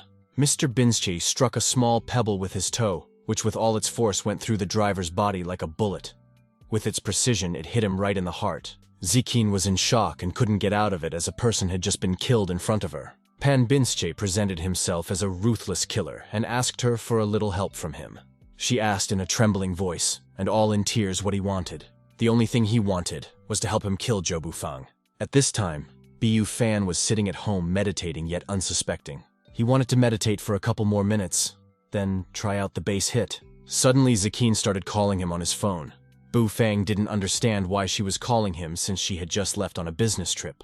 As soon as he picked up the phone, Pan Binshi began to put conditions on him that if he didn't want his wife to die, within half an hour he should come to the abandoned factory of the eastern part of the city. Bu Fang hung up the phone and was furious that someone dared to touch his wife. He swore to himself not to spare him in any way. Then I jumped out of the window and ran faster to that factory. When the housekeeper came into his room to call for a meal, she didn't understand where he had gone, because she had seen him here recently. At this time, Pang Bingze was quietly drinking tea and watched the gang of Zi Qin relatives he had captured and brought there. At the same time, those relatives were sitting on the floor, while Zi Qin herself, with her hands tied, was sitting at the table opposite Pan Bingze. Zi Qin had already started asking him to let her go, and in return, she would give him whatever he actually wanted. Pang Bingze wasn't interested in Zi Qin's offer at all, and warned her that if Bu Fang didn't come through in 10 minutes, he would start killing one person at a time. Suddenly, Bu Fang walked inside the factory. Zi Qin and the others were very happy that Bu Fang didn't chicken out and came to rescue them. Pang Bingze, on the other hand, was surprised that Bu Fang had flown in so quickly. Bu Fang wasn't going to spare him since he dared to kidnap his people. And no matter how strong he was, he had no safe way out of this situation. Bu Fang didn't care about the E-Clan's gang of trash, so he only asked Zi Qin how she was feeling. Zi Qin. She of course replied that she was fine, and also warned him to be careful, because this grandfather was able to flip the car over with his bare hands. Bu Fang told her not to worry and that he would handle him without any problems, which of course made Pan Binzi laugh, although he recognized Bu Fang's strength, and he even had a thought that in 10 years, maybe he would match his strength. But today he decided to finish him off after all. Bu Fang also laughed, for to him, this grandfather was like dirt from under his fingernail. Pang Bingze further praised him since he heard that he had helped Chu Tipoye kick Yang Laoba out of Jinzhou. But compared to him, a ruthless killer, he was still quite inexperienced. Pan Bingze in 96 in Africa single-handedly completely wiped out an armed tribe. In 99 in Hong Kong, he kidnapped a very rich businessman. In 2003, a large-scale robbery in the southern provinces became a nationwide sensation, also planned by him. The E-Clan's gang of trash immediately began to panic, and blamed all of Bu Fang's troubles on him. Bu Fang didn't understand why he was saying all this nonsense if his progress was like a funny fight in kindergarten. This infuriated Pan Binzi, and he ordered his bodyguards to capture and beat him to see if he had any abilities at all. Guards surrounded him and started aiming guns at him, and some had swords as well. Just as suddenly, a crowd of guards from Chu Tianyi's men flew into the factory. Bu Fan didn't understand what they were doing here or how they even found him. Then Chu Tianyie's personal bodyguard, Jin Hu, told Mr. Zhou that Chu Tianyie had learned that Wang Wenwu had used his connections to free Pang Bingze. So he told them to follow him, but they did not expect him to dare to kidnap his family. Pang Bingze knew this fellow Jin Hu as the best fighter from Chu Tianyie's entourage. But he was so tired of his chatter that he was ready to finish him off right there. Jin Hu heard what Pang Bingze said about him, so he called him just an ordinary brigand, even though he was considered a superhuman. This infuriated Pan Bingze so much that he swung his hand, and a hand-shaped lump of energy flew into him that could kill him. Jinwu thought that he would already die, but at the last moment, Bu Fang appeared in front of him and repelled his attack. Pan Bingze couldn't believe that this little guy was able to repel his attack, and so quickly as well. Jin Hu began to immediately thank him for coming to his rescue. If that palm had hit him, he would have definitely died. At that time, Jin Hu recognized that Pan Bingze was quite strong. Pang Bingzi patted and praised Bu Fang, that he had actually achieved good results at such a young age, that even Pang Bingzi didn't want to kill him anymore. So he suggested that he should make 30 bows, then squeeze his own tendons in his arms and legs, after which he would ask 7 Wong to keep him alive. Bu Fang only smiled, for he would not kneel before anyone but his mother. Pan Bingze understood him and even supported him for such a firm character, but since he had an assassination order, he couldn't just walk away. So he ordered his boys to kill him. Bu Fang only shouted a single word, "Get lost!" causing a wave to appear, and everyone who ran at him was simply thrown away. Pan Bingze was even shocked. Where did he get such hidden power from at such a young age? Considering that he had spent so much energy on self-cultivation, Bu Fang gave him 3 seconds to escape. And if his punch didn't kill him, it would keep him alive. When Bu Fan started counting down, Pan Binzi immediately turned around and started running away from there, because he realized that if he couldn't escape, he would obviously die. He decided to get away from there, and leave the country at once, and find a suitable place to retire to, and never come back here again. But just as he was about to jump to the window, he was pierced by Bu Fan's punch, which was aimed straight at his heart. Pan Binzi spat blood and fell to the ground. Everyone was shocked at Bu Fan's strength, as he was able to kill Pan Binzi with one finger. But Zi Qin was as if she had fallen in love with him again and couldn't look at him. But she quickly came to her senses when Bu Fan told her to move from there to home. And just as they were about to leave, Jin Hu came up to them and asked what to do with the people from the E clan. Those people immediately began to panic and apologize for all the bad things, and also asked because of respect for Zi Qin to let them go. After all, great people have a big heart. Bu Feng ordered them all to hand over all of the company's shares to Jin Qin, and to follow her instructions, and if anyone dared to go against her will, they would be in a very bad situation. After which, he put his arm around Zi Qin and they both went home. Meanwhile, in the house of Wen Yiwang, Wang Ya asked Mr. Wang Wen whether this old man Pan Bingji is really a professional killer, since he has long gone since why. There is still no news. Wang Wenwu told him to calm down.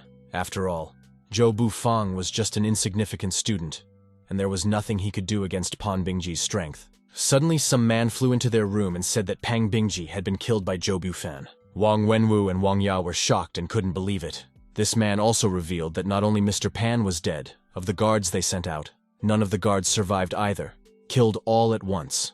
Wang Ya sat down in the chair and began to worry, because soon Zhu Bufang would be an adult, and it wouldn't be 10 years before he could completely destroy the Wang family in Jinzhou. Wang Wenwu picked up his hands and ordered to immediately prepare the car, as they needed to find Yang Loki. Wang Wenwu didn't know a more outstanding person other than Yang Laoki. Half an hour later, they arrived at the Dragon and Tiger Martial Arts Center. Wang Ya learned that Yang Laoki, as soon as he returned to Jinzhou, immediately went here. He probably wants to kick out his opponents from the Martial Arts Center. Wang Wen was curious and decided to take a look at it. As soon as they got in there, they saw two groups of people shouting furiously. Zhang Mian was just yelling at Duan Shanhei, who had the nerve to come back after he was almost finished off by Bu Fang. Duan Shani began to reassure her, saying that he had nothing to fear from Bu Fan since Lord Yang was with him today. Zhang Min wanted to continue yelling at him, but her father intervened and ordered her to shut up. Old man Zhang immediately asked why Yang Loki had come back, since he hadn't seen him for a long time, and he had no idea why.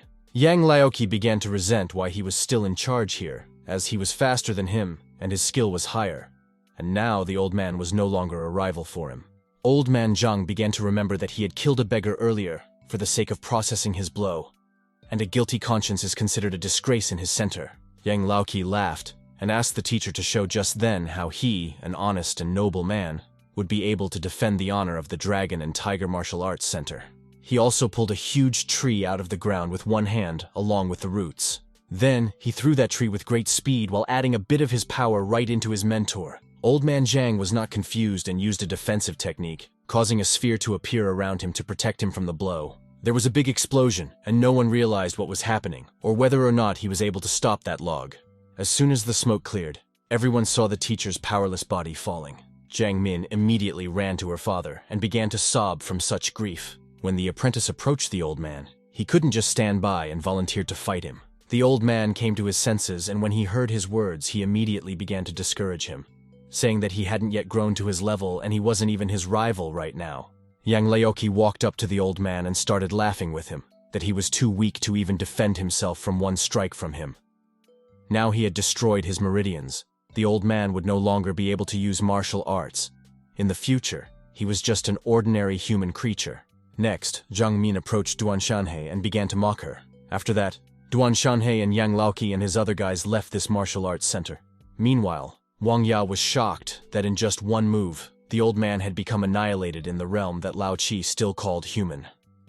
Wang Wenwu was very satisfied, as Zhou Bufang might die soon after meeting such a master.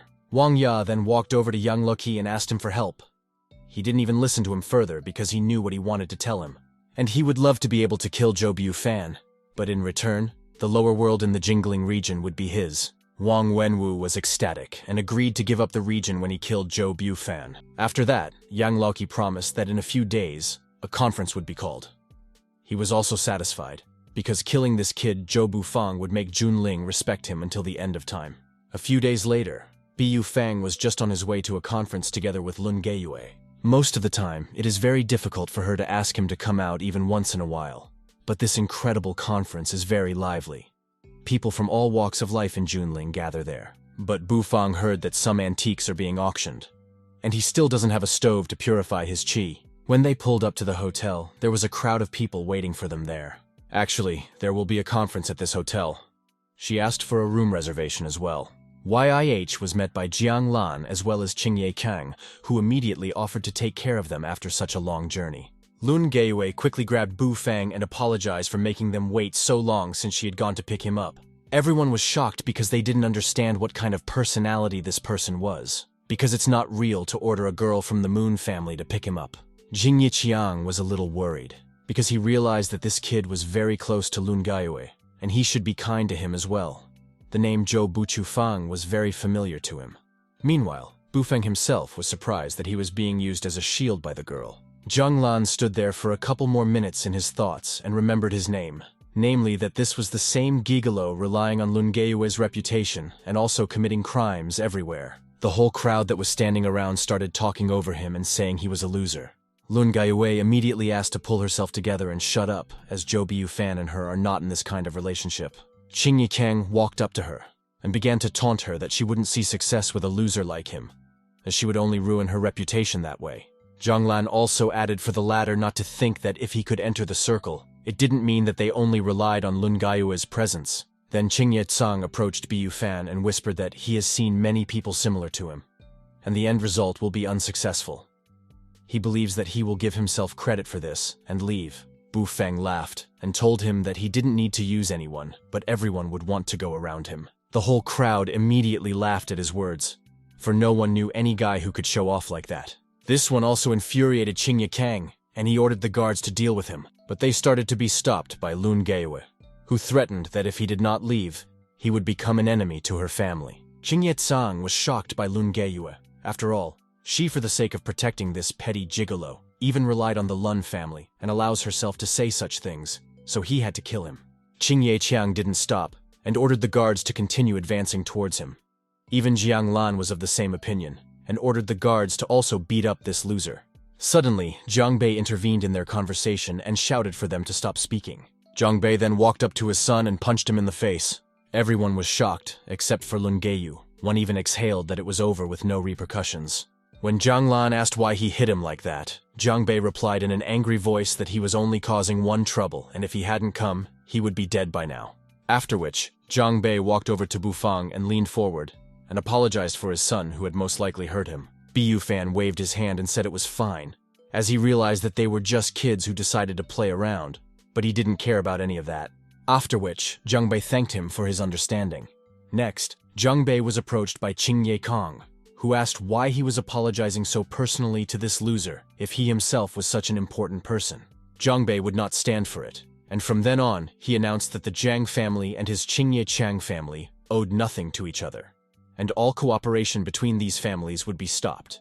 Qingye Chang stood in shock, and sweat broke out from his forehead as he couldn't believe his words. Zhang Bei explained to him that it was all through offending Mr. Bu Fan.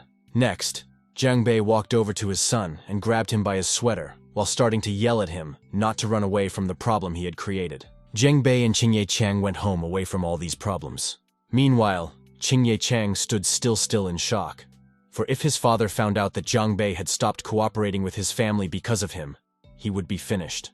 Without Zhang Bei's protection, the Qin family's business would be destroyed. But in the end, Zhou Bufang won in the end. Next, Bufang and Lun Geiyue went inside, but suddenly someone grabbed Bufang's leg. It was Qingye Tsang, who asked him to apologize and also asked him to give him another chance. And with tears in his eyes, he promised to definitely change for the better and never look down on others. Bufang didn't want to give him a chance since he started the fight and not the others, and unluckily, this time he was wrong. After that, Bufang took Lun Geiyue by the hand and went on his way. Lun Geiyue was delighted that Bu Fang casually said and laughed to destroy the big family. Oh, thus, he would definitely become the ruler of Jinling. When Bufang went inside, he remembered that Lun Geiyue had said that the auction would start in the evening, but it was still early now, so he decided to pass the time and do some shopping. Suddenly, Bu Fang was called from the back by someone. It was Lian Lian, who was looking for that lecherous bastard who was said to be a womanizer. Bu Fan didn't understand who this one was, and asked how she knew him. Lian Lian approached him, and told him that she was Ling Shijiang's half-sister, and her purpose was to warn him. Lane Shijian is the eldest daughter of the Lane family. She lives here for several reasons, and if he dares something lewd with her, the Lane family won't forget it, and won't just let him go. Bu Fang had no idea that her housekeeper Ling Shuyan had such a cover. Bu Fang wondered if Lin's family was really worried about her. Then why don't they bring her home instead of letting her suffer outside? Lian Lian didn't want to answer since this was family matters, and a jerk like him has no right to ask about it. Suddenly, someone named Master Wu got into their conversation. He was followed by a huge crowd of people who wanted to talk to him because he was very rich and had many businesses. Bu Fang started to remember that this Master Wu was very similar to the old man he had beaten up recently, which became very interesting. Anyway, Bu Fang wanted to ask him if he had any news about Danlu. Lian Lian saw Bu Fang walking towards Master Wu and grabbed his hand as she realized that an ordinary person dared not communicate with Master Wu. Bu Fang withdrew her hand and told her to get behind him, for Master Wu was like an ant to him. Everyone who was around heard about him calling Master Wu names, and started to humiliate and call him names as well. And Master Wu himself went up to Bu Fang and ordered him to kneel down and apologize to him now, and then maybe he would forgive him, or else he wouldn't mind teaching him an unforgettable lesson. Lian Lian was even a little relieved that he didn't listen to her, and now deserved to be punished by Master Wu. Bu Fang smiled and repeated the same words to him about kneeling down immediately and apologizing to him, otherwise he wouldn't mind an unforgettable lesson. When the old man came closer and took a closer look out of poor eyesight, he remembered Bu Fang, which made sweat break out from his forehead. Starkey Wu immediately fell to his knees and began to apologize because of his mistake and lack of recognition. Everyone stood in shock and couldn't believe their eyes as well as their ears. Lian Lian especially didn't understand what was going on. After which Bu Fang told him to get up and also ordered him to move behind him as he had a conversation to have with him. Lian Lian started to stop Master Wu and reminded him that he had already agreed to her suggestions. Master Wu turned around and told her to shut up, as he had mentioned Master Bu Fang, and therefore he couldn't agree with her on anything else. Lian Lian stood in a stupor, and she was very angry at herself, for if she knew that Zhou Bu Fang turned out to be a very important person, then she wouldn't even dare to insult him. When Bu Fang and Master Wu stepped aside, he immediately asked if the old man knew that the furnace was to be auctioned. The old man knew what he was talking about, and she told the truth, that it was actually a fake furnace. And he also added that Lian Lian came to him to ask him to forge and sell the furnace to Cheng Jianmu. But since she insulted Bu Fan, Old Man Mu decided not to help her. Bu Fangnu remembered that back then, his mom was working as a maid in the house of Chen Qing Ai, Lian Lian's father, and she had also experienced so much humiliation that he decided to take revenge on him for it. After which, Bu Fang walked closer to Master Wu and whispered words to him that he should then tell the others. After a while, the auction started, and after another 30 minutes, Mr. Chen Jianmu picks up the dragon furnace for 20 million yuan. Chen Jianmu was delighted at what a beautiful item he had bought. The foreign buyer had asked about this plate, but he didn't even expect to see it at this auction, much less receive it. His wife Qi Yunhai was very excited, because she had already thought of putting this furnace up for sale and selling it for at least 1 million. This time she hoped to make a very big score. Only Chen Qing Ai began to guess that it was a fake, as this furnace had already gotten to them very easily. Zhang Lao entered the conversation, and calmed them down as he had inspected this furnace very carefully. Chen Jianmu also added that Mr. Zhang Lao is an official representative of industrial organs and that he heads his appraiser's branch. His appraisal is not questioned. But suddenly, BUFNA along with Lun Gaiyue entered the auction hall and told everyone that this stove was fake, and the seller who sold it had obviously gotten rich. Chen Jianmu stood up from the table and started yelling at Bu Fan that he was a beggar's son, and he had no right to say anything in this rich society. Zhang Lao also added that he was a foolish child, for Lao had identified more antiques than he had seen in his life, and that he had no business making remarks to him. Lun Gaiyue, though she didn't want to offend Bu Fan, but she also whispered to him that even though he was a martial artist, Zhang Lao was a huge authority among antique dealers. Bu Fan just said to trust him, and she would see and find out everything for herself soon enough. Chen Qing Ai began to resent and humiliate this pathetic selection who knows nothing about antiques. Bu Fang smiled and said that they were all pathetic people who only thought of getting rich. Life has blinded them with money and closed their eyes. After that, Chen Jianmu was furious and wanted to sting Bu Fan for his words, but he was stopped by some man grabbing him. Whereupon Bu Fan went to this furnace, and touching it with his hand, he called out, "Open up!" No one could believe in this miracle, for it stopped shining and began to look like the most ordinary fake. Chen Jianmu was the most worried, and he immediately took Zhang Lao by the hand and asked him to check this furnace again, because from the looks of it, it looked like a fake. Zhang Lao, in turn, kneeled down in front of Chen Jianmu and apologized to him. After all, he could never think that there was someone with better eyesight than him, so he asked him to forgive him. Meanwhile, Chen Jianmu stood in shock and couldn't believe that it was really a fake. Chen Qinghai did not understand how this could happen.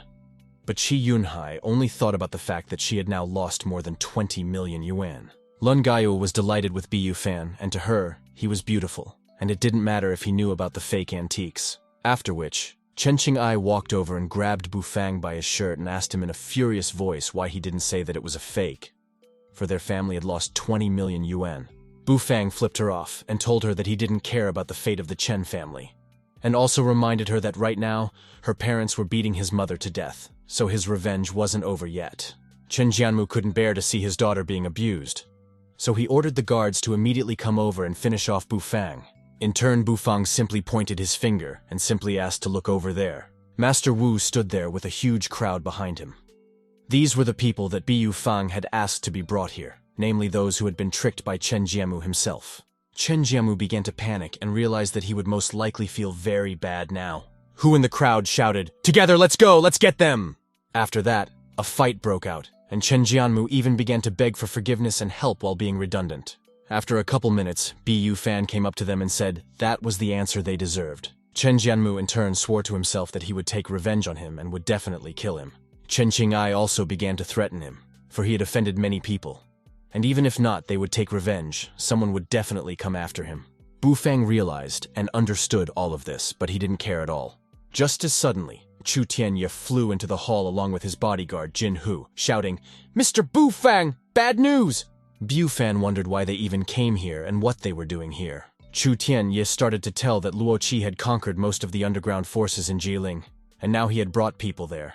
And also Luo Qi said he would kill Bu Fang, and his limbs, he would turn them into an adult magazine. The Chen family started making fun of him and his problems, and wanted him to not be able to get out of that big asshole at all. But Bu Fan calmed everyone down as he didn't see anything impressive in Luo Qi. To him, it was just a small problem that could easily be solved. At this time, Luo Qi himself walked in and asked why he was so confident. Also, along with Luo Qi, 3 more of his men came in. Dadong Yungtown, the eastern side of Heibao, the northern city of Yebei-Liang. Luo Qi asked Bu Fang if he really threw his brother out and also beat up his nephew. Bu Fan confirmed his words, and added that they dared him to insult them, but decided to let them live. Duan Shanhei jumped into their conversation and started yelling at Bu Fan that he dared to talk to his teacher like that. Bu Fang didn't understand at all how Duan Shanhei dared to even come again after he had slapped him off. Duan Shanhei laughed and told him that Chen Lunhu had been defeated by his teacher. Now he was useless, and he didn't even deserve to be his teacher. Bu Fan didn't want this cheater now, who had also destroyed his teacher. Therefore, Bu Fan flew at him with one finger in his direction. With this finger, he stabbed Duan Shanhei's body through and through, after which blood came out of Duan Shanhei's mouth and he fell to the floor.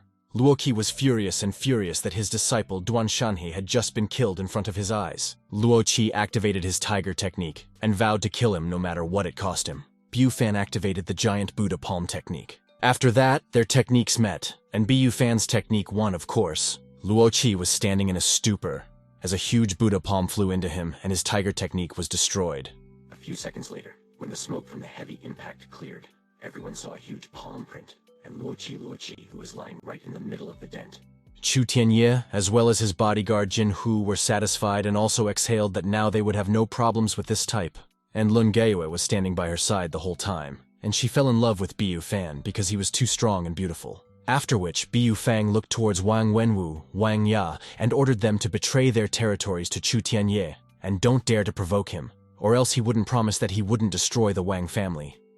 Also, Bu Fang didn't want to fight them now. So, 75. He decided to just let them go. They agreed, and even began to thank them for their mercies, whereupon they both quickly fled. When Bu Fan turned around, he saw those 3 Luo Qi guys kneeling in front of them, and they were also ready to serve Mr. Bu Fan. Bu Feng told them to get up, since he was not very interested in underground forces. In the future, Chu Tian would be his translator. Meanwhile, the entire Chen family was shocked that this bastard was very strong, and they also realized that he could easily kill them. Bu Fan turned around at their words, and he reminded the entire Chen family that they had recently wanted to kill him. Chen Jianmu fell to his knees in front of him and began to apologize, and also, Chu Tianye entered the conversation and ordered him to shut up and not even dare to say Mr. Bu Fang's name. Chen Qing'ai asked Bu Fan why he plays with them as if they were dirt, since he knows that they are already useless. Bu Feng waited for them to crawl from here to the main entrance, and then the argument between them and his revenge would end, because administrative punishments could be gotten away with, but not criminal offenses. Chen Jianmu started to become indignant. After all, he was going to appear here more than once, and this would be too embarrassing for him. He Bao swung his sword near their heads and ordered them to obey Mr. Bu Fan's orders or they would be killed. Clearly, they didn't want to die in there, so they crawled toward the exit, across the floor like dogs. When Bu Fang was about to leave from there, he saw a dark force begin to emerge from Luo Qi's body. Bu Fan realized that he wanted to run away and be reborn, so he activated a technique and caught up with a small palm. This dark matter of force began to try to lash out and beg for mercy and for the one to let him go. Bu Fang didn't listen further, and simply crushed this matter with his fist.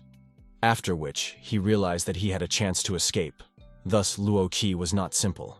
Meanwhile, somewhere in the forest, namely the cave, a scream was heard. There was a serious man shouting, who was livid, because he didn't think that his doll would be killed by someone, thus implying Luo Qi. He was already thinking of a plan to find and kill the culprit.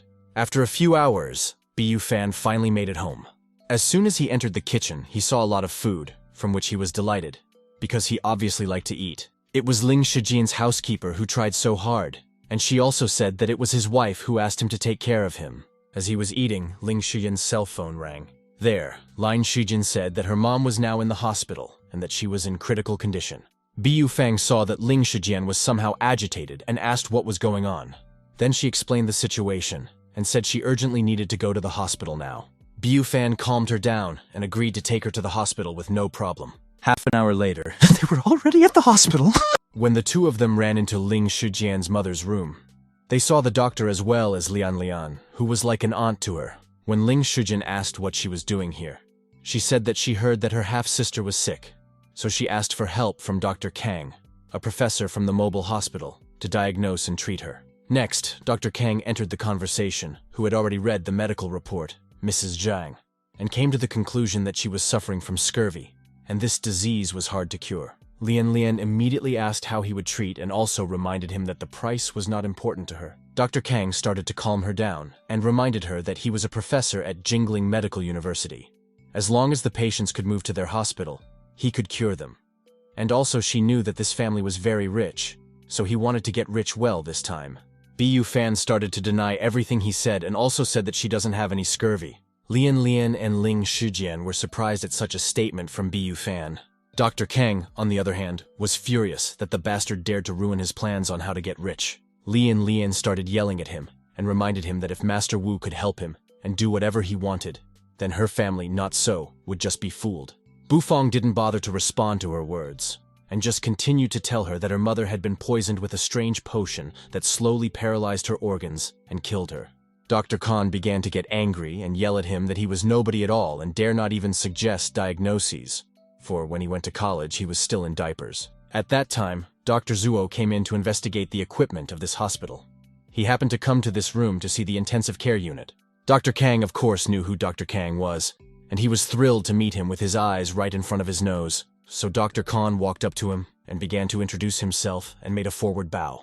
Dr. Zuo didn't even pay attention to Dr. Kang and immediately went over to greet Bu Fan, for he was a great doctor to him, for he had cured Mr. Moon before his eyes. Dr. Kang jumped into the conversation and started accusing Bu Fang of being just a kid who doesn't know a damn thing about medicine. Dr. Zuo ordered him to shut up and told him that Master Bu Fang had saved Master Lunao Tian's life several times, so he was the greatest doctor. Lian was once again surprised that Bu Fang had such connections. Lajie, he was familiar with the Lun family. At this moment, Dr. Zuo looked at the head doctor and asked why doctors of his level could work in this hospital. He also began to think about lowering the rank of this hospital, Minutes later, Dr. Khan was fired and kicked out of the hospital, as they didn't want to get in trouble. Then everyone turned to Bufang and asked him if he was happy that Dr. Kong was no longer working here. Bufang didn't care, and also asked him not to interfere because he was going to save the aunt's life. After which, Bufang gave her a pill and told her to drink it, and then the poison in her body would disappear. After which, she should rest for a few days and she would be fine. Ling Shijian's mother agreed since he no longer had anything to lose. Dr. Zuo immediately remembered that he had given the same elixir to Mr. Moon, after which he was cured. After a few seconds, she felt better. And also she no longer felt any pain and her body became stronger. Ling Shijian was very happy and threw herself on top of Bufan to hug him, and she was in tears. She hugged him for several minutes and thanked him for saving her mother. Lian also started to thank him, except inside she was pissed off at him because he was better than her by several times. The next day, Bufan decided to meet with the Druzes. He was on his way to Zhengzhou's to buy something, so he only came here to visit Yixuan and his girlfriend Shuangshan. And also in his past life, Yixuan's family had scattered. In the end, poor Yixuan died, so he didn't want that to happen again. Yixuan immediately pounced on Bufan and asked what kind of girl was with him, and also wondered if he had gotten a lot of new girlfriends lately. Bufan told him not to talk nonsense, as Ling Shijian was just an acquaintance of his, and he himself had invited her to guide him. After that, they all went inside the building together. While walking down a narrow corridor, Yixuan caught a shoulder with some drunken jerk. That made the man fall to the floor, and Yixuan was grabbed by his girlfriend Shuangshan. The drunken man started yelling and calling Yixuan names for kicking him in the shoulder. Shuangshan began to resent that it was the former who pushed her boyfriend. When he saw Shuangshan, he started hitting on her and promised that if she played with him, he wouldn't do anything to her boyfriend. These words certainly didn't please Yixuan, and he threw himself at him with a fist, but his fist was stopped by his own bodyguard. The drunken man then ordered his guards to beat him up and his woman to be dragged to him. And that was a problem, since the whole crowd knew that his half-brother from Heibao, who dealt with all the riots and fights, there was no one else as brave enough to teach him a lesson. But just as all those guards already wanted to jump on Yixuan, then suddenly someone beat them all up in a couple seconds. It was of course Bufang who stood up for his friend. The man realized that he was left defenseless, so he wanted to make a deal with him. So he started telling him that his brother Heibao. Bufang didn't even want to finish listening to him and just jumped at him with his foot. When Bufang kicked him in the stomach, he flew into the wall like a ball and made a huge dent, and his mouth was bleeding. After shouting loudly, Ye Min, who was Yixuan's uncle, came to them. Yixuan wondered what he was even doing here. But Ye Ming didn't even bother him, just asked what he had done. Yixuan started to get indignant and told the story that the bastard was teasing his girlfriend and tried to get rid of him, but luckily Bufang was here and gave him a little whipping. Ye Min started yelling at him and saying that he had ruined everything, since he had just made a deal with Mr. Wang for 20 million, and then he came and beat him up. He also reminded him that he was also Heibao's half-brother, so he had gotten his family in big trouble. Yixuan realized everything and began to apologize to him, but it was useless to apologize now, so he ordered him to help him and hurry Mr. Wang to take him to the hospital, and then apologize to him well. But not unexpectedly for everyone, Bufang entered the conversation and said that Yixuan is his best friend, and no one will make him apologize. Even if Heibao is here, he will make him kneel. Minyi began to be afraid of Bufan and asked him to let go of his hand. Minyi then agreed with his side and reminded him that there would be a family meeting tomorrow, and then he would see how the latter would justify himself. Yixuan took all the blame and asked why he wouldn't go back to Jinling, especially since he is Yixuan from the Ye family. Heibao won't get him into trouble. Except Bufang said not to worry after all. It's only Heibao, and he doesn't care about him. Yixuan didn't want Bufang to do that, so there was nothing left for him to do, other than begging his father for help. The next day, Bufang together with Yixuan, and also together with Ling Shijian. Everyone in the crowd was discussing that Yixuan dared to beat up Heibao's half-brother. Originally, the family didn't fear Heibao, but legends say that he became a subordinate of Mr. Zhou Bufan from the Jinling region. This changed the entire underworld. Yetao started tapping his wand on the table to keep everyone quiet. Today is the family reunions, and on this day, always the family will elect a president again. Yemin Bey immediately brought up the fact that right now his second son had caused a great deal of trouble for their family. It was the second son who had caused the family trouble, and it had to be resolved. Ye Minnan joined the conversation, who revealed that Wang Qiang had teased the Yixuan girl, and in his opinions, he had done absolutely everything right. Ye Minbei contradicted him and said that there was absolutely no use in it. He Bao would not stop until his wishes were fulfilled. And then he got personal and said that he had raised the child wrongly. Yixuan had caused big trouble for their family. And also Ye Minbei said that now Ye Mingnan is no longer eligible to run for president. Yixuan himself stood nearby and didn't know what to do, since he was the one who had gotten his father involved, and now they were all insulting him. Buafeng saw that Yixuan looked worried, so he decided to support him, and said that after today's incident, the Ye family would respect him. Yejun came into play and started to calm things down since he was here. And if he was here, He Bao wouldn't dare to do anything to everyone. Also, he still has a small reputation in the Jinling underworld. Just as suddenly, He Bao walked into the room itself. He immediately started shouting and said that Wang Qiang was his subordinate, and the Ye family dared to insult him, so he had come to sort things out. Ye Jun approached him and told him that he was close acquaintance with Vice Meister Jinling's son, Vice President of Science and Technology Xin, and acquaintance with the two young masters, Wang and Jia, in Beicheng. He can call them on the phone, so he asked them not to embarrass him and just forget about this mishap. He Bao didn't listen to him and just smacked him in the face with his fist. He Bao didn't understand what this kid was doing. Yixuan took all the attention, and since he did, he wants to be held accountable for his actions. His father and his girlfriend immediately started urging him to go back and shut up, but he didn't even listen to them.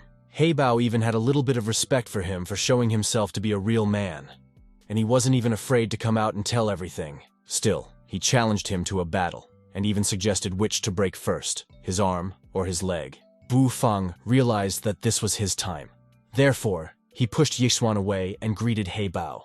Afterward, he said that Yixuan was his brother. He Bao was shocked when he saw Bu Fan with his own eyes again. Wang Qiang started shouting in his ear to take revenge on this little guy who had hit and beaten him.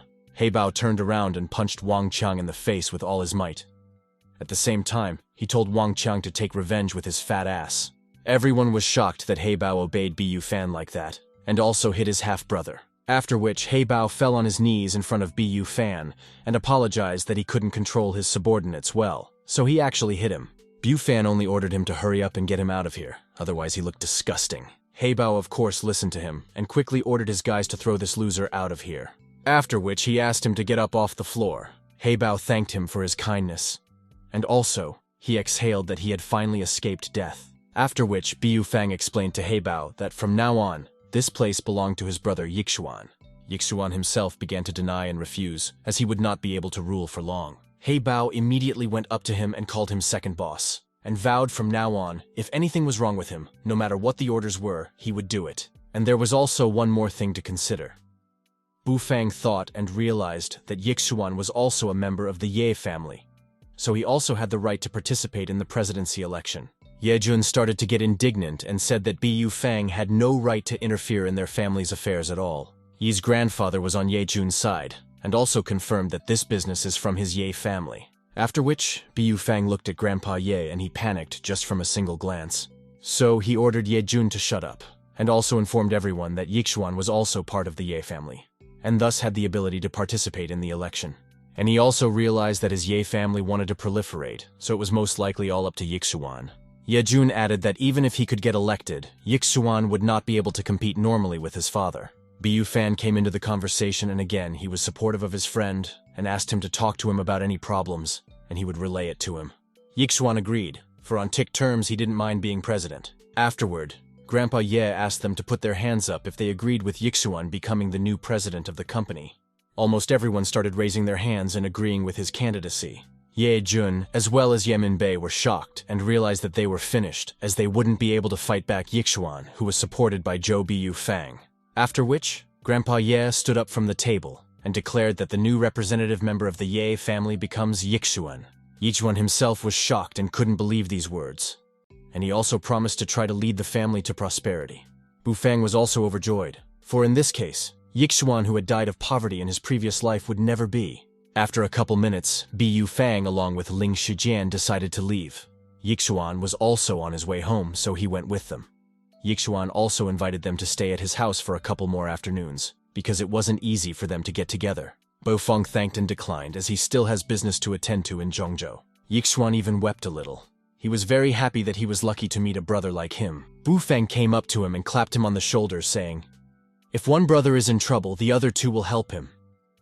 Then they said goodbye, and Yixuan went home. Lin Shijian also wanted a brother like him, but her family wouldn't allow it. Bufang put his hand on her head and said that he is after all her brother as well. Ling Shijian straight up sincerely rejoiced. She then wanted a drink of water, so she went to the store across the street, and out of politeness offered to buy him some water. Bufan didn't refuse a cool bottle of water, also asked them not to linger, because they still need to find a place to spend the night. While Bufang was waiting for Ling Shijian, he remembered about the furnace, and decided to write to Master Wu to see if he could find him a suitable furnace. After a few minutes, he didn't understand why Ling Shijian was lingering in that store for so long. Suddenly, some girl started screaming for help. She screamed that a young girl had been kidnapped by strangers. Bufan immediately ran up to her and asked if she happened to be wearing blue-colored clothes, and also asked if she had pink long hair. That girl had been blown away by how he knew everything, but still confirmed her image. Bufan found this very interesting, for someone dares to challenge him. Luckily, he had placed Jakey's mark on Lin Shijian, and as long as Lin Shijian was no further than 100 miles away from him, he would be able to find her. A few seconds later, he found her. It was the girl who advised to call the police immediately to find her and rescue her. Bufan didn't need all of this, and he simply jumped out of the ground towards Ling Shijian. At this time, Ling Shijian was beside Lian Lian. Ling Shijian didn't understand why her half-sister had sent her people to arrest her and bring her here. Especially, Bufang's brother was still waiting for her, and if she didn't return, he would start to worry and go looking for her. Lian Lian started to calm her down and said that she did it for her own good. Also, Lian Lian said that recently someone wanted to kill her, and she guaranteed her safety here. When Ling Shijian asked who was doing it and why she was doing it in the first place, she couldn't tell her to her face, and just said that it was a long story, so as not to tell her the whole truth and scare her. Suddenly something started happening outside the door. After that, some sword-wielding type entered the room looking for Ling Shijian. The 3 guards who were standing nearby stood in front of the girls to decide to fight him, no matter how strong he was. This assassin laughed and recognized them, namely that they were from Jingwu's campaign. So since he was also in a good mood, he agreed to pretend not to have seen them if they would leave right away. They refused and ducked at him altogether. The killer knocked out absolutely every bodyguard in seconds. Lian Lian entered into a conversation with him and assumed that it was Xu Meili who ordered him to come here.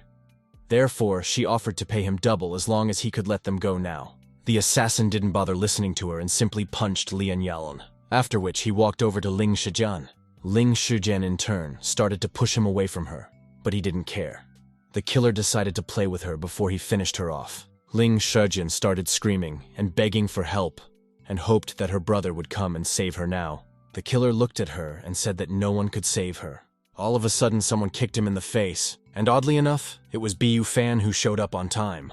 Ling Shijian was very excited that her little brother Bufang himself had come to rescue her. The assassin got to his feet and didn't realize what this type had appeared, for no one had warned him about him. This really pissed him off, and he ran at Bufan with his sword. Bufan gathered strength in his hand and threw it at this assassin. When the vortex hit his body, he was immobilized and quickly began to lose strength. He didn't understand how this was even possible. He then fell to the floor and blood came out of his mouth. As soon as Bufang defeated this type, Ling Shijian immediately ran to hug him and began to thank fate for him getting here so quickly. All this time she was very frightened until he came. Bufan cradled her against him and began to comfort her. Lian Lian slightly got up from the floor, and she couldn't believe it since he was really a top killer from Zhongzhou. She also didn't expect him to kill him in one go. Bufang shifted his attention to her and asked what was even going on here, and what was Ling Shijian's assassin even forgetting here. Lin Lian stood up and began to reveal that the main reason for this incident was because Ling Shijian's father, Ling Shijian, was traveling. Therefore, Lian Lian assumed that Ling Shijian didn't have much time to see him. Ling Shijian sobbed even more and began to ask what was wrong with her father, for when she left the family, everything was fine. Lian Lian continued that after she left, her father's body began to deteriorate, and the entire family began to discuss who would be the heir. It turned out to be Yi Lianshun, the son of her stepmother, Xu Meili. But recently, Lian Lian discovered that Lianshun is not the biological son of Lin Shijian's father. Therefore, pedigree dramas like this one do exist. To himself, Bufang realized that Xu Meili wanted to kill Ling Shijian to prevent future problems. This made Bufang a little confused about their stories. After hearing this, Ling Shijian wanted to return home as soon as possible to see her father. Ling Shijian didn't even care what he would do to her. But he was, after all, her biological father. Lian started yelling at her that she was crazy, because if she went back to the Lin residence, Xu Meili wouldn't let her go. Bufang decided to support her, and said that if he had him with him, no one would touch her. The next day, the three of them drove to the Lian family's villa. Before entering inside the villa, Lian realized that he was strong, but she had predetermined Bu Fan that her Lian family had owned Zhongzhou for years, and so had hired martial artists several times. So she hoped that he would be in charge for the time being. Bu Fang understood all of this, but if someone bothered Ling Shijian, he would never say anything. Ling Shijian thanked him. While doing so, she blushed. Lian also realized that he was still too young and had never suffered the loss of a loved one, and she was afraid that he would get into trouble today. While they were standing under the doors and talking, Lian Shun, along with his guard, came up to them, who instead of saying hello, said, "It turns out you're an illegitimate child." Lian began to resent it, as there was no etiquette with her sister. Lian Shun laughed out loud, and also began to remind her that her father would die soon, and that was why she had come back to seize the inheritance. Ling Shujin started to deny loudly and said that she was here to see her father. Lian Shun didn't like the fact that she was yelling at him and started to resent her. He also swung his hand at her to hit her in the face with his palm. But since Bu Fang had promised her safety, he grabbed Lian Shun's hand and started to look into his eyes. He then pulled him by the arm and hit him in the stomach with his knee, causing him to spurt blood. Lian wasn't even surprised that this would happen. After Lian Shun got up, he was furious and ordered the guards to bring him to him to take revenge. For Bu Fan, they were just errand boys, so he easily dealt with them in 1 second. After all the guards received a fist to their body, they kneeled in front of Bu Fan. Lian Shun was shocked that all of his guards were defeated and went to the other side. Bu Fang headed towards Lian Shun and ordered him to immediately apologize to Ling Shijian. But for some reason, Lian stopped him and told him not to say anything to him, and also reminded him in his hearing that Lian Shun was the only direct heir of the Lian family. After which, she walked up to him and whispered in his ear that if they let others know that he didn't have the Lian family's blood flowing in him, chaos would ensue. This kind of thing should only be discussed in person. Bu Fang was salty at her request and didn't say anything, but since he dared to raise his hand on his man, she must pay for it. Therefore, he kicked a pebble with his foot and was about to kick it towards Lian Shun to teach him a lesson. Suddenly, some guy ran out and started yelling at him to stop, but it was already too late as Bu Fan had already hit the pebble and it flew like a bullet. This small pebble hit Lian Shun's knee, causing Otto to scream and cry out in pain. The man who ran out came up to Lian Shun and asked how he was feeling. Lian Shun grabbed onto him to somehow reduce the pain as his leg was broken. Kang Bo quickly ordered the guards to immediately take Master Lian Shun to the hospital. Lian realized that Kang Bo was one of the strongest masters in the Lian family. They hardly had a chance, after all. He could put down 3 people with 1 punch. Therefore, she advised Bu Fan to leave this place as soon as possible. Ling Shijian also started to ask Bu Fan for them all to leave together, as she didn't want anything to happen to him. But Bu Fang told her not to worry. After all, Bu Fan had promised him that she would meet her father, so he wanted to keep his promise. Bu Fang was approached by Kang Bio, who reminded him that he was in the Lin family's territory, and he had also injured the young master, and finally asked him if he had gotten conceited. Bu Fan only laughed slightly. Well, only because he had come fast enough, all 4 of his limbs still in place. Otherwise, he would have spent the rest of his life in a hospital bed. This infuriated Kang Bo very much, so he vowed to use the blood fire claws to destroy him today. Bu Fang just opened his mouth, from which he started to lose strength and fell to the ground, and blood came out of his mouth. Lian did not understand, and was still surprised at Bu Fang, as he only opened his mouth and this seriously injured Kang Bo. After Kang Bo fell to the ground, he started putting puzzles together in his head. It began to dawn on him that he was the same Mr. Zhou who had defeated Yang Laochi and united the underground forces of Jingling. Bu Fan didn't bother to hide his strength and achievements, so he confirmed that it was really him. When Kong Bio got up from the ground, he reminded him that no matter how good he was, there would always be someone stronger, and he vowed to find someone who would put him in his place. Bu Feng laughed at his phrase and promised to wait for that moment, after which Bu Fang offered to take Ling Shijian to her father. After all, he had promised. When Kang Bo heard about this, he realized that he had to immediately report it to those above. Meanwhile, in her room, Xue's wife Meili spoke to Kang Bo, who revealed that young Xiong was injured in the Yan family's territory. Xu Meili, this really pissed her off, and she started to get angry at the one who maimed on her own turf. The head of the family, Lian Po, laughed as it was only an abrasion. He also added that he wished that kid had just died. Li didn't want to hear this, and grabbed him by the throat. She also threatened Lian Po that in a few days, all of the Lian family's property would pass to Master Gui, and calmed him down by telling him that he still had time to die. Lian Po was angry at himself that he had once lost his mind when he brought him into the Lian family. Xu Meili laughed and let it go, for it was the truth, and she was just proud of it. And Meili also reported that his worthless daughter had also come, and ordered him not to even give in to his emotions. Otherwise, not only her, but his entire family and 100 of their subordinates would face a fate worse than death. Lian Po tensed up and agreed to his terms. A few minutes later, Bu Fan and the rest of them came in off their feet. When Bu Fan went inside, he just said one word hello and no more. Zi Meili started yelling at him and resenting how he even came in here if Kang Bo was standing there. Bu Fang laughed and told him that he must have gone wandering around the world looking for help after beating him up. When it came to Xu Meili that this was the same bastard who had injured young Xiong, she was in hatred and vowed to kill him. He didn't care, and he didn't mind being avenged. But not before Ling Shijian met his father. When Ling Shijian herself approached her father, she immediately asked how he was feeling and how his health was, because she had heard that he was sick. Actually, that was why she came to check on him. Lian Po was very dissolved, but he was worried about his daughter, so he said that he didn't want to see her and asked him to get her out of here immediately. This kind of reaction Ling Shijian didn't expect at all, and she even cried. But there was nothing left for her to do but to really just leave. Lian Po was uncomfortable when she cried, but he kept repeating in his head that it was all to protect her. But suddenly, Bu Fang came into the conversation, telling everyone the rumors that the Lian family was now choosing a successor, which meant that Ling Shijian could also participate. Xu Meili started yelling at him and calling this Ling Shujin names, since Kona had long been expelled from the Lian family, and she can't be the successor of the Lian family at all. Bu Fang looked at her with a menacing gaze and reminded her that Ling Shijian had the blood of the Lian family flowing in her, and by all accounts, she was a perfect match. Xu Meili didn't like the way that bastard was talking to him. She also wondered what good it would do him to defend this cheap girl, and also assumed aloud that she was paying him with her body. This infuriated Bu Fen so much that he went up to her and slapped her, since women like her deserve only such boorish behavior. Everyone was shocked that Bu Fang had prescribed a slap to her. Xu Meili began to scream even more. She didn't understand how he dared to hit her. Bu Fang was ready to kill her right there.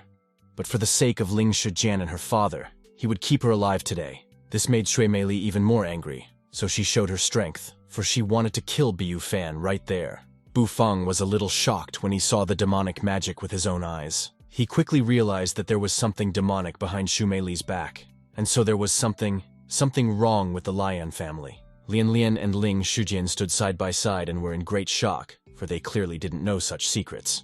Lian Po started yelling at her, and reminded her that he had handed the Lian family over to them, but there was an agreement that there would be no manhandling in the house. Xu Meili didn't care anymore since Bu Fang dared to injure his son and then dared to hit her.